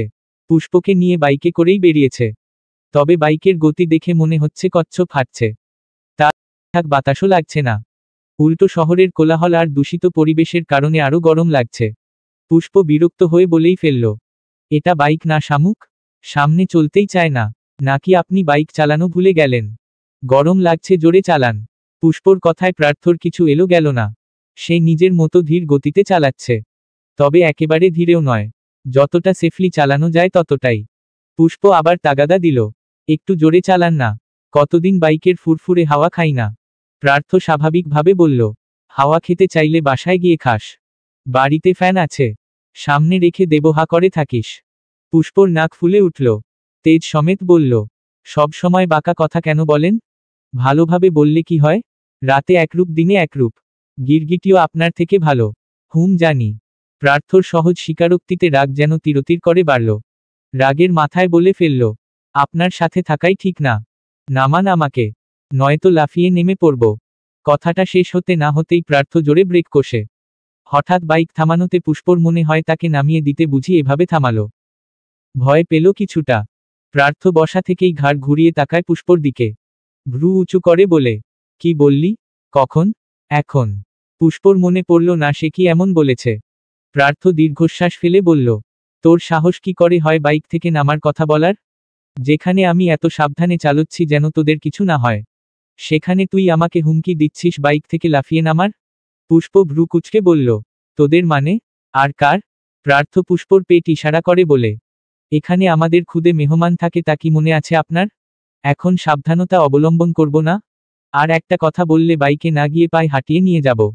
পুষ্প ঠোঁটে তর্জনী ঠেকিয়ে চুপ হয়ে গেল। বিড়বিড় করে বাচ্চাদের মতো বলল, সব সময় বকে। প্রার্থ বাইক স্টার্ট করতে করতে বলল, ভেবেছিলাম এবার বুঝি একটু ম্যাচিউর হয়েছে। বাচ্চামো স্বভাবটা আর নেই, কিন্তু তোর মাঝে আবার সেই বাচ্চা স্বভাব এসে গেছে। কদিন আগেও না কত বড় বড় কথা বলতি? পুষ্প হাসি খুশি মনে বলল, আপনিও আগের প্রার্থ হয়ে গেছেন, তাই তার ফুলও আগের ফুল হয়ে গেছে, সিম্পল। প্রার্থর ঠোঁট এবার ছড়িয়ে গেল দুদিকে। সামনে ঘুরে বাইক আবার স্টার্ট করে বলল, ঠিক আছে, আমার কাছে পুষ্প ফুল দুটোই মঞ্জুর। তবে সাবধান করে দিলাম, এ সময় যদি লাফালাফি করিস তবে আমার থেকে খারাপ কেউ হবে না। পুষ্প বুজদারের মতো মাথা দোলালো। সেনাবাহিনীর মতো শটান হয়ে বলল, ঠিক আছে। ডাক্তারের চেম্বারে বসে আছে প্রার্থ। পুষ্প সামনে নিজ চেয়ারে বসে আছেন সেলিনা হোসেন। প্রৌঢ়ার চোখে সাদা ফ্রেমের চশমা। কিছু কাগজপত্র নেড়েচেড়ে দেখছেন। প্রার্থ উদ্গ্রীব হয়ে বসে আছে। ভয় কাজ করছে ভেতরে। পুষ্পর মাঝেও সামান্য কৌতূহল বা ভয় দেখা যাচ্ছে। ডক্টর কাগজ থেকে চোখ উঠিয়ে হাসিমুখে বললেন, রিপোর্ট দেখে মনে হচ্ছে মা এবং বাচ্চা দুজনেই সুস্থ আছে। কোন প্রকার জটিলতা নেই। প্রার্থ যেন হাঁপ ছেড়ে বাঁচল। পুষ্প বিচলিত হাসল। হাত রাখল নিজের পেটের উপর। এই অনুভূতিটা একদম অন্যরকম অনুভূতি। প্রার্থ ডাক্তারকে প্রশ্ন করল, আচ্ছা আমাকে একদম ক্লিয়ার করে বলুন, ও কি কনসিভ করতে পারবে? পরে কোন সমস্যা হবে না তো? বয়সে ঠিকঠাক হলেও দেখতে তো ছোটই।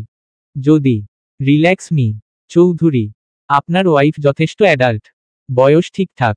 বেবি কনসিভ করতে পারবে, কোন সমস্যা নেই। বললাম তো মা এবং বাচ্চা দুজনেই ঠিক আছে। যদিও বাচ্চার বয়স 1 মাসের মতো। আমরা সম্পূর্ণ নিশ্চিতভাবে বুঝতে পারবো না তার সুস্থতা, কিন্তু অন্যান্য টেস্টের দ্বারা বুঝেছি বাচ্চা ঠিক আছে। পরবর্তী চেকআপের সময় ভালোভাবে বোঝা যাবে। প্রার্থ রিল্যাক্স হয়েও যেন হতে পারল না। আবারও প্রশ্ন করল, তার মানে দুজনেই ঠিক আছে? অন্য কোন সমস্যা নেই? ডাক্তার সাহেবা প্রার্থর এত চিন্তা দেখে হাসলেন। অমায়িক হাসি ঠোঁটে বজায় রেখে পুষ্পর উদ্দেশ্যে বললেন, স্বামী কিন্তু তোমার লাখে একটা। অনেক চিন্তা করে তোমার জন্য।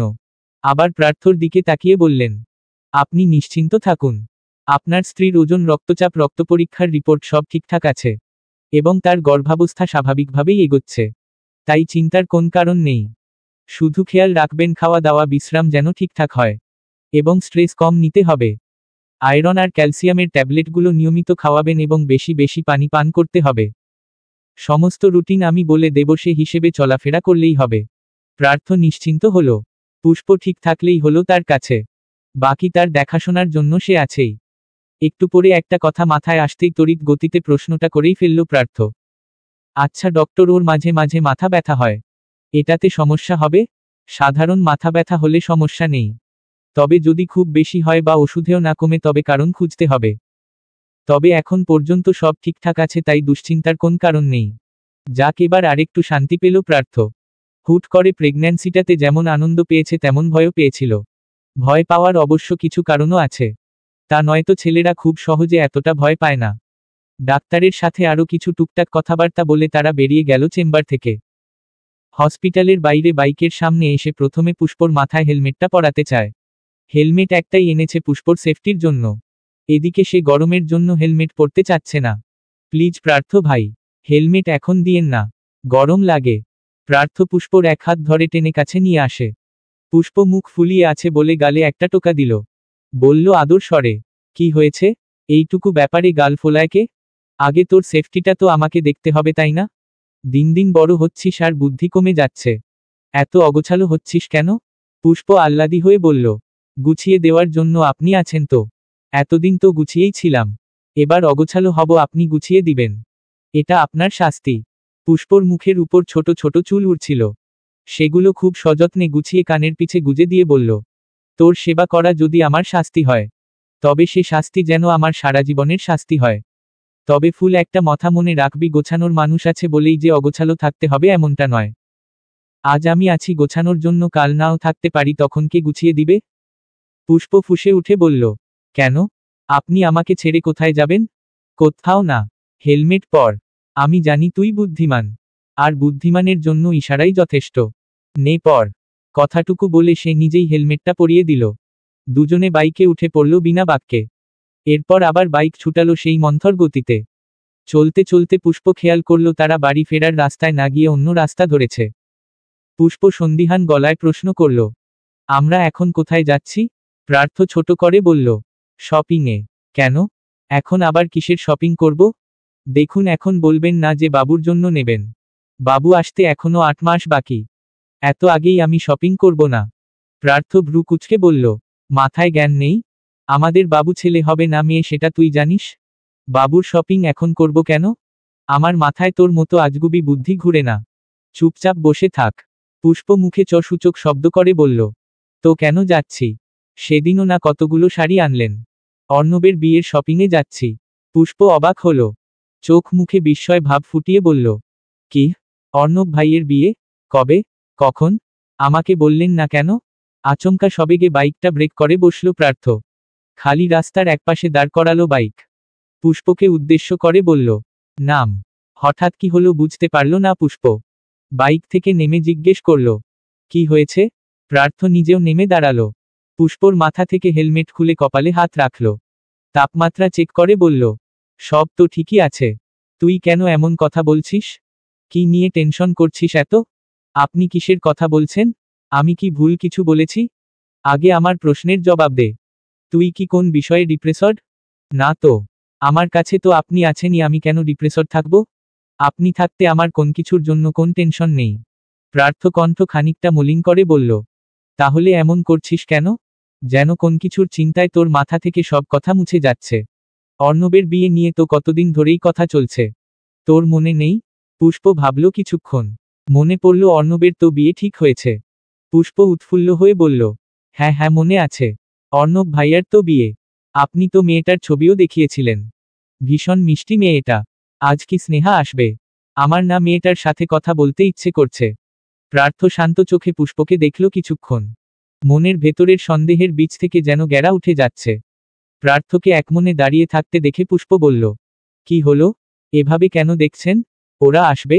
প্রার্থ অন্যমনস্ক ছিল। নিজের ভাবনায় মশগুল ছিল। পুষ্পর ডাকে আটকে উঠল, হুম হুম আসবে সবাই। তো দাঁড়িয়েছেন কেন আপনি? আশ্চর্য, চলুন না। দেরি হয়ে যাবে তো। প্রার্থ কিছু বলল না। আবারও সব ঠিকঠাক করে বাইক স্টার্ট করল। সাবধানে বাইক চালিয়ে গেল শপিং মলের উদ্দেশ্যে। পুষ্পর নরম সুতনু হাতখানা নিজের খড়খড়ে হাতের মুঠোয় বন্দি করে মলের ভেতরে ঢুকল প্রার্থ। বা হাতে ফোন ধরে রেখেছে কানের কাছে। ভেতরে সবাই উপস্থিত। শুধু প্রার্থ পুষ্পী বাকি ছিল। হাঁটতে হাঁটতে একটু ভেতরে যেতেই দেখল সামনে থেকে সমৃদ্ধি আসছে একটা লোকের হাত ধরে।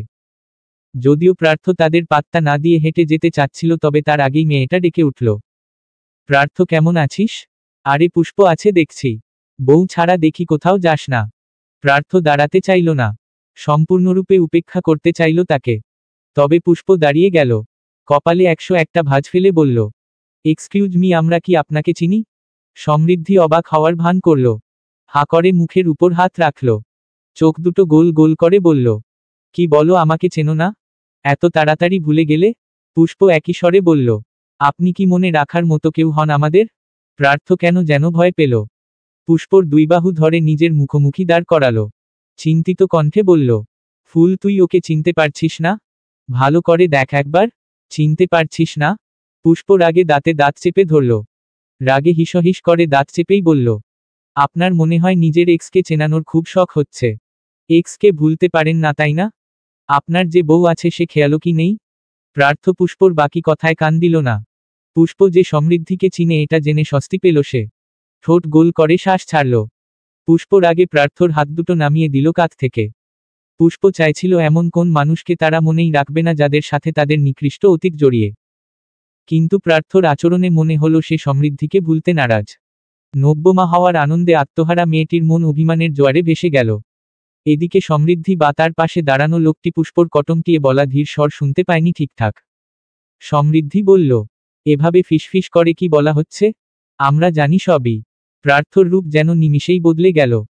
এক হাতে পুষ্পর কাঁধ জড়িয়ে একদম মিশে দাঁড়ালো দুজন। ঠোঁটে বক্রহাসির একটুখানি ঝলক মিশিয়ে বলল, জানলে তো ভালোই। আমাদের সুবিধা। আলাদা করে জানাতে হবে না। এর আগেরবার আমি হয়তো বলেছিলাম আমার বা আমার বউয়ের সামনে আসবি না। কিন্তু কি করার, নির্লজ্জদের লজ্জা থাকলে তো তারা অপমান গায়ে মাখবে। সমৃদ্ধি রেগে গেল। নতুন একজন মানুষের সামনে তাকে অপমান না করলে কি হতো না? সে কি এখানে প্রার্থকে ছিনিয়ে নিতে এসেছে নাকি? দেশে ছেলের অভাব আছে? এই তো পাশে যে লোকটা আছে তার সাথে ভালোই কথা জমছে। দুদিনেই পটিয়ে ফেলতে পারবে। এখানে ভালো কথা বলতে এসেও অপমানিত হতে হলো। সমৃদ্ধি অপমানটুকু সামান্য ঢোকের সাথে গিলে নিল। মুখে সামান্য হাসি টেনে বলল, তুই কিসের কথা বলছিস? আমি তো বলছিলাম তোরা বাবা মা হচ্ছিস সেটার কথা। কনগ্র্যাচুলেট করতে এলাম। প্রার্থ ভ্রু কুঁচকে তাকায় সমৃদ্ধির দিকে। পুষ্প একইভাবে তাকায়। এই কথা তো তারা জানলই মাত্র কাল। সমৃদ্ধির তো জানার কথা নয়। পুষ্প প্রশ্ন করে অবাক স্বরে, আপনি কি করে জানলেন? অর্ণবদের সাথে দেখা হয়েছিল আমার। ওরাই বলল। আরো কত কি জ্ঞান দিল। বাই দা ওয়ে, তোমাদের কাবাবে আমাকে হাড্ডি ভাবার কোন দরকার নেই। পাশের সামান্য বয়স্ক লোকটাকে দেখিয়ে বলল, ও মোখলেস। আমার বন্ধু। আমি ভেঙে পড়ায় ও আমাকে অনেক সাহস জুগিয়েছে। আমি আর তোমাদের মাঝে আসব না। ব্যাস এটুকু বলেই সে লোকটার হাত ধরে চলে গেল। প্রার্থ আর ওদিকে ধ্যান দিল না। পুষ্পর হাত ধরে বলল, চল। পুষ্প হেঁটে যেতে যেতে বলল, দুদিন পর এক বাচ্চার বাপ হবে, এক্সকে দেখলে আর ভালো লাগে না, কথা বলতেই হবে। প্রার্থর বেশ মজা লাগে তাকে পুষ্পর জেলাসির বিষয়টা। সে তাকে আরো খেপাতে বলল, অবভিয়াসলি দুদিন পর তো বাচ্চার বাপ হবে। তখন তো সুন্দরীদের বা এক্সদের দেখতে পাবো না, তাই এখনই দেখছি। পুষ্প বিড়বিড় করে বলল, নির্লজ্জ কাপুরুষ। প্রার্থ পুষ্পর কানের কাছে মুখ নিয়োগ বলল, হ্যাঁ শুধু তোর কাছে, অসভ্য। প্রার্থ সরে এসে চোখ চিপে দুষ্টু হেসে ফের বলল, শুধু তোর জন্য মাই ফ্লাওয়ার। কে আপনি? আমি তোর প্রার্থ ফুল। আমি আপনাকে চিনি না। প্রার্থ আহত নজরে তাকালো পুষ্পর দিকে। বুকের ভেতর উথাল পাতাল ঝড় বইছে। নিশুতির শীতল পরিবেশেও কপালে দেখা যাচ্ছে চটচটে ঘামের রেখা। ছাদের উপরে আলো কম। দূর আকাশের চাঁদের আলো এবং অদূরের রাস্তার নিয়নের আলোয় ছাদটা বেশ ভালোই পরিষ্কার দেখাচ্ছে। সেই অল্প আলোর ছাদের মাঝখানে দাঁড়িয়ে আছে পুষ্প। তার ঠিক সামনেই দাঁড়িয়ে এক অসহায় যুবক, যাকে তার প্রেয়সী চিনতেই পারছে না। তার ভালোবাসার মানুষটি ভুলে গেছে তাকে। কে আপনি? শব্দটাই যেন কানে বাজছে এখনো। হৃদয় নিঙড়ানো ব্যথায় টনটন করে উঠছে পাঁজর। প্রার্থ বিষণ্ণ মনে ভগ্নহৃদয় নিয়ে একটু সামনে এগোলো। পুষ্পর ডান হাতটা নিজের দুহাতের আজলায় পুড়ে মেঘমন্দ্র কণ্ঠে শুধালো, আমি তোর প্রার্থ ভাই ফুল। তোর স্বামী আমি। আমাকে কেন চিনতে পারছিস না? তুই না আমাকে ভালোবাসিস? পুষ্প ঝাড়া দিয়ে হাতটা ছাড়িয়ে নিল। দুকদম পিছু হাটে গেল। দুহাত নিয়ে বুকের কাছে গুটিয়ে রাখে। ভয়গ্রস্ত কণ্ঠে জোরে জোরে বলল, আমি চিনি না আপনাকে। আপনি আমার কেউ নন। দূরে থাকেন। দূরে। দূরে যান আমার থেকে। কাছে আসবেন না। ছুবেন না আমাকে। প্রার্থর নিজেকে পাগল মনে হচ্ছে। ভয়ের সূক্ষ্ম তীরগুলো যেন বুকে লেগে সেখানে ঝাঁঝরা করে দিচ্ছে। ক্ষতবিক্ষত হচ্ছে সমস্ত শরীর। গায়ে কাটা দিচ্ছে পুষ্পর বলা এক একটি শব্দ। পুরুষ মানুষেরও বুঝি এত ভয় লাগে? পুরুষেরা তো খুব সহজে ভয় পায় না। তবে একটা নারীর এমন কথায় তার এত ভয় কেন হচ্ছে? অন্তপ্তে এত জ্বালা করছে কেন? সে আবারও এগিয়ে গেল। চোখ লাল হয়ে গেছে তার। ভয়ে ভয়ে আবার শুধালো, ফুল আমার কথা শোন। তুই এমন। পুষ্প আবার ছলকে উঠে পিছিয়ে গিয়ে জোরে জোরে বলে, দূরে যান। আমি দূরে যেতে বলেছি না আপনাকে? কাছে আসবেন না। ছুবে না। ছুবেন না আমাকে। নয়তো এই ছাদে থেকেই ঝাঁপ দিব। দূরে যান। প্রার্থ সেখানেই থেমে যায়। হার্ট যে কবার বিট করা মিস দিল তা গোনা গেল না। চোখ দুটো ভয় কোটর ছেড়ে যাবে যেন। ভেতর থেকে কেমন অনুভূতিরা এসে দলা পাকাচ্ছে। সেগুলো এসে ধরা দিল চোখে। অবিশ্বাসী চোখে অশ্রু কণা টলটল করছে। বক্ষস্থল শূন্য হয়ে যাচ্ছে। দুকদম পিছিয়ে যায় সে নিজে। ভয়ে ভয়ে বলে, ঠিক আছে। যাব না। যাব না কাছে। ছুবও না। প্লিজ পিছাস না। ছাদে রেলিং নেই, সত্যিই পড়ে যাবি। আমি দূরে সরে যাচ্ছি। তুই চলে আয় ওখান থেকে। দূরে যান আপনি। আমি কোথাও যাব না। দূরে সরুন। নয়তো সত্যিই ঝাঁপ দিব। প্রার্থ শুষ্ক ঢোক গিলে চোখের কোটর থেকে টপ করে এক ফোঁটা তরল নিচে পড়ল। পিছিয়ে গেল আরো কয়েক কদম। অকুতিভরা স্বরে মিনতি করে বলল, প্লিজ ফুল মারিস না আমাকে। কেন এমন করছিস? আমার কষ্ট হচ্ছে। আমাদের বাচ্চা তোর পেটে। ওর কথা একটু ভাব। এমন করিস না জান প্লিজ। আমার বুকে ব্যথা করছে। এখানে আয় একটু। পুষ্প অবাক লোচনে নিজের পেটের দিকে তাকালো। অবাক স্বরে বিড়বিড় করে বলল, বাচ্চা। পেট থেকে চোখ তুলে ঝট করে তাকায় প্রার্থর দিকে। চোখ মুখে তার বিস্ময়। হঠাৎই পুষ্পর নাক বেয়ে গড়িয়ে পড়ল লাল রঙা রক্ত। মাথা চক্কর কেটে উঠে এক হাতে মাথা চেপে ধরে অন্য হাতের কবজায় নাকের রক্ত মুছল। হাতটা চোখের সামনে ধরতেই দেখে হাতে রক্ত। বিস্ময় চোখ ছানাবড়া। পুষ্পর নাকে রক্ত দেখে ঘাবড়ে গেল প্রার্থ। ভেতরে এমন লাগছে যেন এক্ষুনি হার্ট অ্যাটাক হবে। নাকে রক্ত কেন বেরোচ্ছে? এখন কি সামনে এগিয়ে পুষ্পকে ধরবে? যদি সত্যিই পড়ে যায়? ছাদে যে রেলিং নেই। ভয়ে দ্বিধাদ্বন্দ্বে আগাতে পারল না। ভাবল বিভিন্ন কথা বলে ভুলিয়ে সামনে এগিয়ে যেতে হবে, নয়তো হাইপার হয়ে যেতে পারে। কিন্তু প্রার্থ কিছু বলার আগেই দেখল পুষ্প পড়ে যাচ্ছে। শরীর টলছে। প্রার্থ চিৎকার দিয়ে দৌড়ে আসতে আসতেই পুষ্প ছাদের শেষ অংশটা থেকে হেলে পড়ে গেল নিচে। প্রার্থ দৌড়ে এসেও ধরতে পারল না তাকে। ফুল বলে চিৎকার করে উঠে সে। চোখ ঘোলা হয়ে আসে পানির তোপে। নিচে তাকিয়ে দেখে মাটিতে লেপ্টে আছে পুষ্পর সুতনু দেহটা। মাথার নিচ দিয়ে তরল রক্তের বন্যা বয়ে যাচ্ছে। এমন দৃশ্য দেখে আবারও চিৎকার দিয়ে উঠে প্রার্থ। চিৎকার দিয়েই ধরফরিয়ে উঠে বসে সে। বড় বড় শ্বাস নেয়। শীততাপ নিয়ন্ত্রিত কক্ষেও ঘেমে নিয়ে একাকার হচ্ছে সে। বা হাতের তালু দিয়ে কপালের চটচটে ঘাম মুছল।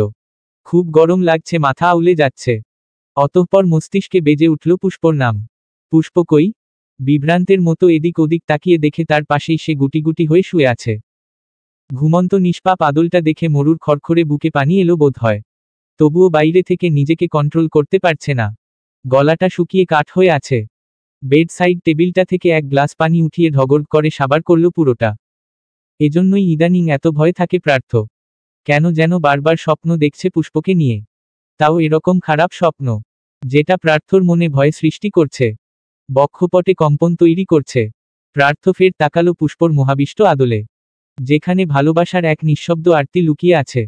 এই সুন্দর মসৃণ মুখের মেয়েটি যেন তার হৃদয়ের খুব গভীরে ঢুকে গেছে। এত সহজে এত শীঘ্রই কি করে অন্তঃপ্তের এত ভেতরে ঢুকে গেল মেয়েটি? প্রার্থ শুধু চেয়েই রইল। ডিম লাইটের আলোতে তার নিষ্পাপ মুখখানা প্রার্থর কাছে মোহমায়ার এক স্বপ্নীল পৃথিবী লাগছে।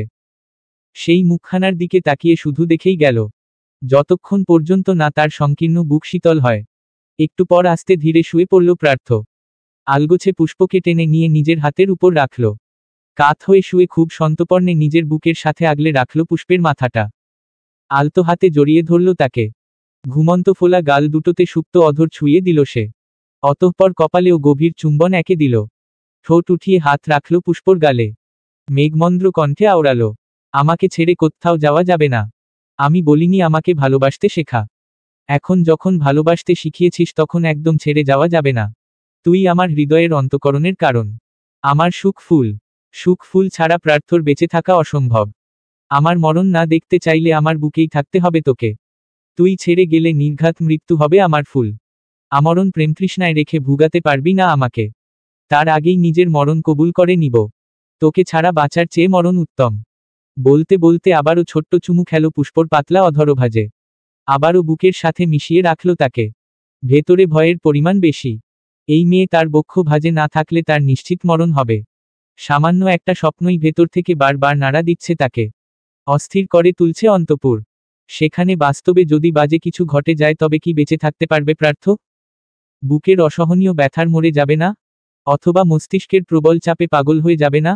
বেশি কিছু ভাবতে পারল না সে। ভাবতে গেলেও দম আটকে আসছে, নিঃশ্বাস ঘন হচ্ছে। এই অসহ্য যন্ত্রণা থেকে মুক্তি পাওয়ার একটাই উপায়, নিজের বুকের মাঝে তার ফুলকে আষ্টেপৃষ্ঠে জড়িয়ে রাখা। ধুকপুকে হৃৎপিণ্ডটাকে একটু শান্ত করা। আজ সারারাত আর ঘুম নামক পাখিটা ধরা দিবে না চোখে। সে পালিয়ে গেছে সেই কখন, আজকের জন্য আর আসবে না। এভাবেই প্রেয়সীকে বুকে জড়িয়ে নানান ভাবনায় বুঁদ থাকবে। কাল আবার অর্ণবের গায়ে হলুদ, সেখানেও তো যেতে হবে। এদিকে পুষ্পকে নিয়ে আবার নতুন ভয়ও তৈরি হয়েছে মনে, বিশেষ করে ছাদ নিয়ে। গায়ে হলুদ তো ছাদে হবে। ছাদে রেলিং আছে তো? স্বপ্নে যে দেখল রেলিংবিহীন ছাদ। ভয়ে আবার কুকড়ে উঠে ছেলেটা। কি অসহ্য জ্বালা, স্বপ্ন নিয়ে এত সিরিয়াস হওয়ার কি আছে? নিজেকে নিজেই বকল। আবার ভাবল এ স্বপ্ন যে আজকে প্রথম এলো তা তো নয়। পুষ্পর মা হওয়ার খবর জেনেছে আজ 7-8 দিন হতে চলল। ওই তখন থেকেই রাতে আজেবাজে স্বপ্ন দেখে এবং সারাদিন ভয়ে ভয়ে থাকে। কেন রোজ রোজ এত ভয়ানক স্বপ্নের সম্মুখীন হতে হবে? ভালোবেসে কি শান্তিতে বাঁচা যাবে না? ভালোবাসায় এত ভয় কেন থাকে?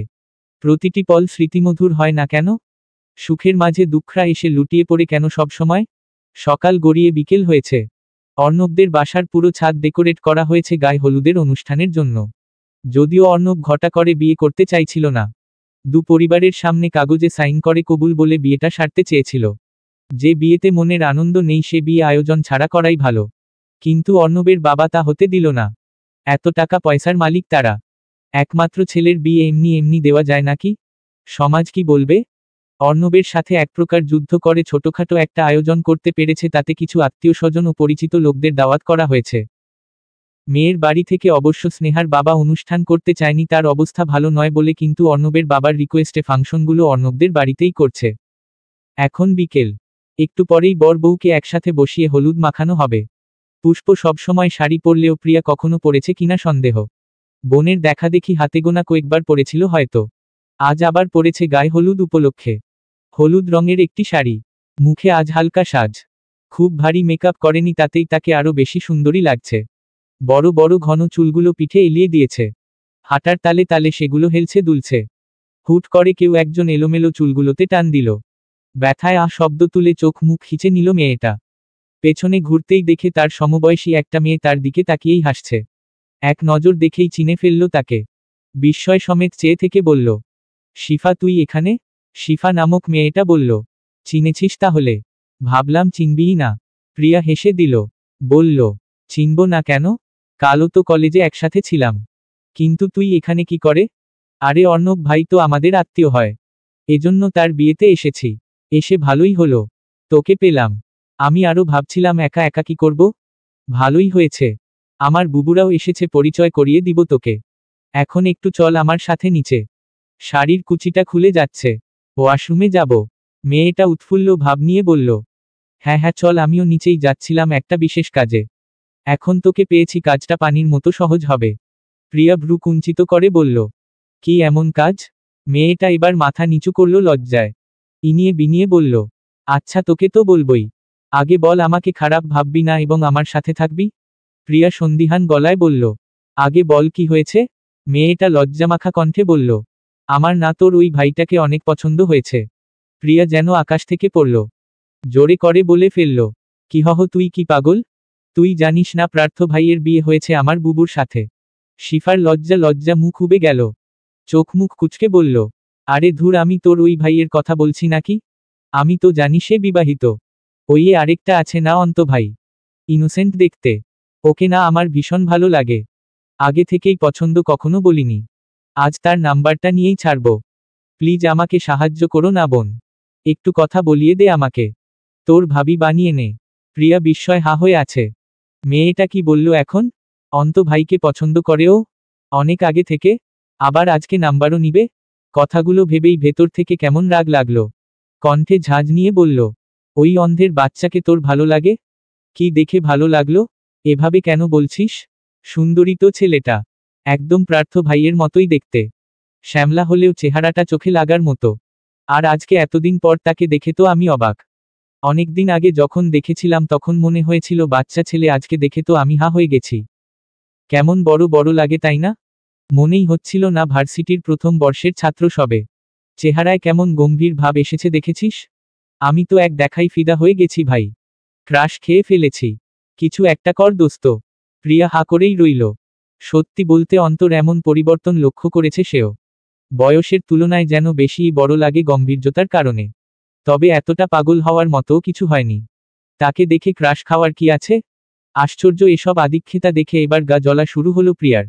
প্রিয়াকে চুপ দেখে শিফা আবার বলল, কিরে কিছু বল। কি বলবো? এখন কিছু বলতে পারবো না। আমার শাড়ি খুলে যাচ্ছে, ওয়াশরুমে যাব। হ্যাঁ চল, আমিও যাব নিচে। তোর দুলাভাই নিচেই আছে, তুই কিন্তু নাম্বারটা চেয়ে দিবি, বাকিটা আমিই করে নিব। প্রিয়া নাক মুখ কুচকে ফেলল। দুলাভাই মানে কি? ও আবার প্রিয়ার দুলাভাই হলো কখন? রাগে এবার অন্তকেই পেটাতে ইচ্ছে করছে। এত গম্ভীর হতে বলেছে কে যা দেখে মেয়েরা ক্রাশ খায়? যত সব। সে নাক মুখ কুচকেই বলল, কিসের দুলাভাই? বাহরে, দুদিন পর যে ওটাকে বয়ফ্রেন্ড বানাবো তখন তো আমার পক্ষ থেকে তোর দুলাভাই হবে তাই না? প্রিয়া আর কথা আগাল না। ঠোঁট গোল করে শ্বাস ছেড়ে বলল, নিচে গেলাম। বলেই হাঁটা ধরে। শিফা মেয়েটাও যায় তার পিছু পিছু। নিচে নেমে সামনে একটু হাঁটতেই মুখোমুখি হলো অন্তর সাথে। সে বোধ হয় উপরেই যাচ্ছিল। শিফা প্রিয়াকে পেছনে থেকে বলতে থাকে, থামতে বল প্রিয়া, থামতে বল। এখানে দাঁড়াতে বল একটু, কথা বলবো আমি। প্রিয়ার রাগ হলো প্রচুর। ধমকে উঠল অন্তকে, এই দাঁড়াও। অন্ত থেমে যায়। মাত্রই পাশ কাটিয়ে যেতে নিয়েছিল সে। প্রিয়ার আচানক ধমকেই থেমে গেল পা জোড়া। প্রিয়ার দিকে প্রশ্নসূচক দৃষ্টিতে তাকাতেই সে বলল, ও তোমাকে কি জানি বলবে, শুনে যাও। বলেই মুখটা ঘুরিয়ে নিল অন্যদিকে। এবার রাগের মাত্রা ছাড়িয়ে যাচ্ছে। সে কি জানে না এটা বিয়ে বাড়ি? অল্পবয়সী মেয়ে দিয়ে ভরা থাকবে বাড়ি। তাহলে এত সেজেগুজে আসতে বলেছে কে মহারাজাকে?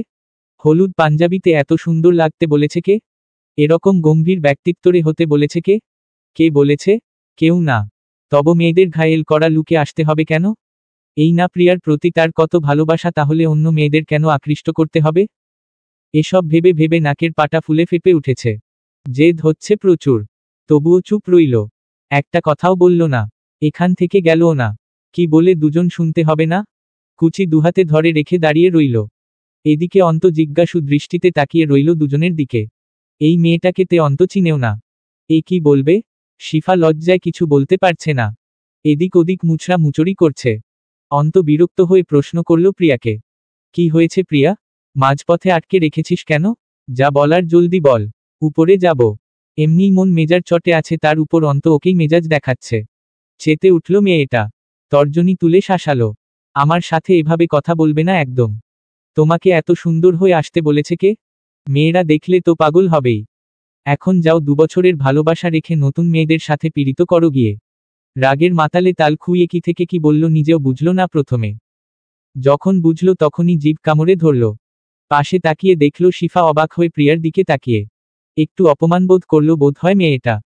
প্রিয়া আসলে ওভাবে বলতে যায়নি, কিন্তু রাগের বসে কি থেকে কি বলে ফেলল। অল্প কথায় ছাদ ছাদ করা মেয়েদেরই এক জ্বালা। রাগের বসে তারা কোথায় কি বলে ফেলে নিজেও জানে না। সে ঘুরে অন্তর দিকে তাকালো। চশমার কাচ গলে এক জোড়া মোহিত নজর তার দিকেই তাক করা। সে নজর গিয়ে বিধল সোজা তার হৃদয় বরাবর। বুকটা ধক করে উঠল তৎক্ষণাৎ। প্রিয়া কি বলল, অন্ত কি বুঝল, কিছুই বুঝতে পারছে না সে। অন্ত দুকদম এগিয়ে এলো প্রিয়ার দিকে। চোখে চোখ রেখে ঘায়েল করা কণ্ঠে বলল, আমার ভালোবাসা এতটাও ঠুনকো নয় যে সেটা ভুলে অন্য কাউকে ভালোবাসব। অন্তপ্তে যাকে বিশেষ মর্যাদাসম্পন্ন জায়গায় বসিয়েছি সেখানে সেই অন্তপ্রিয়া ছাড়া আর কাউকে বসাতে পারবো না। তার জন্য অপেক্ষা করতে করতে যদি আমার এক যুগ পেরিয়ে যায় তবুও আমি অপেক্ষা করব। কিন্তু অন্তপ্রিয়া ছাড়া অন্য কাউকে অন্তরমনে জায়গা দিব না। এবং মনে রাখবি, আজ হোক বা কাল, 1 বছর হোক বা 1 যুগ, কোন একদিন তুই অন্তর নামেই দাখিল হবি। আমার অন্তপ্রিয়া বলার অধিকার হবি। আমার থেকেও বেশি আমাকে ভালোবাসবি। এটা আমার চ্যালেঞ্জ। যতটা অবাক হয়েছে প্রিয়া, তার থেকেও দ্বিগুণ অবাক হয়েছে শিফা। অন্তর প্রতিটি কথায় প্রিয়ার জন্য গভীর প্রেম নিবেদন করছে যেন। এটা কি করে সম্ভব? সে একবার অন্তর দিকে তাকাচ্ছে তো একবার প্রিয়ার দিকে। প্রিয়াও অন্তর দিকে হা করে তাকিয়ে আছে। সে বুঝতে পারল না অন্তর হঠাৎ হলোটা কি। এতদিন তো খুব লুকিয়ে চলছিল। আজ না থামালে তো আজও এড়িয়ে যেত। প্রিয়া তো ভেবেছিল অন্ত হার মেনে নিয়েছে, তাকে ভুলার চেষ্টা করছে, কিন্তু এ তো উল্টো হয়ে গেল। সে যে ভুলছে না, উল্টো আরো পাকাপোক্তভাবে তার মনে জায়গা তৈরি করছে প্রিয়াকে সেখানে বন্দি করার জন্য। প্রিয়া হা করে থেকে আওড়ালো, তুমি ঠিক আছো তো? হঠাৎ করে কি হলো? হঠাৎ করে তো কিছু হয়নি। যা হওয়ার আগেই হয়েছে। প্রেমের জলে অন্ত আগে থেকেই হাবুডুবু খাচ্ছে, এখন সেখানে তোকে ডুবিয়ে মারার পালা। প্রিয়া বিস্ফোরিত চোখে চেয়ে বলল, তুমি কে? অন্ধ ভাই এভাবে কথা বলে না। সে জোর করে কারো ভালোবাসা আদায় করার মতো মানুষ নয়। অন্ত আরেকটু এগিয়ে এসে তাদের মাঝের দূরত্ব ঘুচালো। হাঁটু মুড়ে বসে পড়ল প্রিয়ার সামনে। শাড়ির কুচি থেকে প্রিয়ার হাতটা সরিয়ে নিজে নিচ থেকে কুচিগুলো একত্র করতে লাগল। সেথায় সমস্ত মনোযোগ রেখেই বলল, ভেবেছিলাম ভুলে যাব, মুক্ত হব এই প্রেম নামক বিষাক্ত যন্ত্রণা থেকে। কিন্তু পারলাম না। এখান থেকে মুক্ত হতে হলে যে মরতে হবে। প্রিয়া নত মুখটা উপরে তুলল। চশমা ভেদ করে চোখ আটকালো প্রিয়ার চোখে। তারপর নরম কণ্ঠে বলল, আমি তো মরতে চাই না। আমার অন্তপ্রিয়াকে অন্য কারো জন্য রেখে দিয়ে আমি মরতে চাই না। আমি বাঁচতে চাই। সারা জীবন তোর হাতে হাত রেখে বাঁচতে চাই। তোর পুষ্প রঞ্জিত মুখটার দিকে চেয়ে থেকে গোটা জীবন পাড়ি দিতে চাই। এই প্রিয়াকে আমার অন্তপ্রিয়া করে রাখতে চাই। শাড়ির কুচিগুলো একত্র করে প্রিয়ার হাতে দিল। বলল, ওয়াশরুমে গিয়ে ভালো করে গুজে নিস। ব্যাস প্রিয়াকে কিংকর্তব্য বিমূঢ় করে রেখে হাঁটা ধরল সামনে। আর কোন কথা বাড়ালো না। প্রিয়া জড়বুদ্ধির ন্যায় চেয়ে রইল সেখানে। এটা কি সত্যিই অন্ত ছিল? কিন্তু কি করে সম্ভব? একটা মানুষের এতটা পরিবর্তন কি করে সম্ভব? আগের অন্ত হলে তো এভাবে কথা বলার সাহস পেত না। আকুতি করত, বারবার প্লিজ বলতো, কত কথাই না বলতো। কিন্তু এ অন্তর কণ্ঠে আকুতি কই? এ কণ্ঠে তো অধিকার, সাহস। প্রিয়াকে কেড়ে নেওয়ার হুমকি ছিল যেন এতে। যেন তার জিনিস সে নিয়েই ছাড়বে যে কোন মূল্যে। অন্তর প্রতিটি কথায় প্রিয়ার লোমকূপের সমস্ত লোম দাঁড়িয়ে গেছে। এখনো সেগুলো দাঁড়িয়েই আছে। কথাগুলো হজম করতে কষ্ট হচ্ছে। তবে মনের কোন এক জায়গায় খুব সূক্ষ্ম সুখ অনুভূত হচ্ছে। বা একটু খুশি খুশি লাগছে বলা যায়। অন্তর মনে তবে প্রিয়া ছাড়া কেউ নেই, কেউ আসবেও না কখনো। ভাবা যায় গোটা একটা পুরুষের হৃদয় জুড়ে তার একার বসবাস, এমন সৌভাগ্যবতী কজন মেয়ে হয়? এবার বোকা প্রিয়াটা বুঝলেই হলো। চলবে।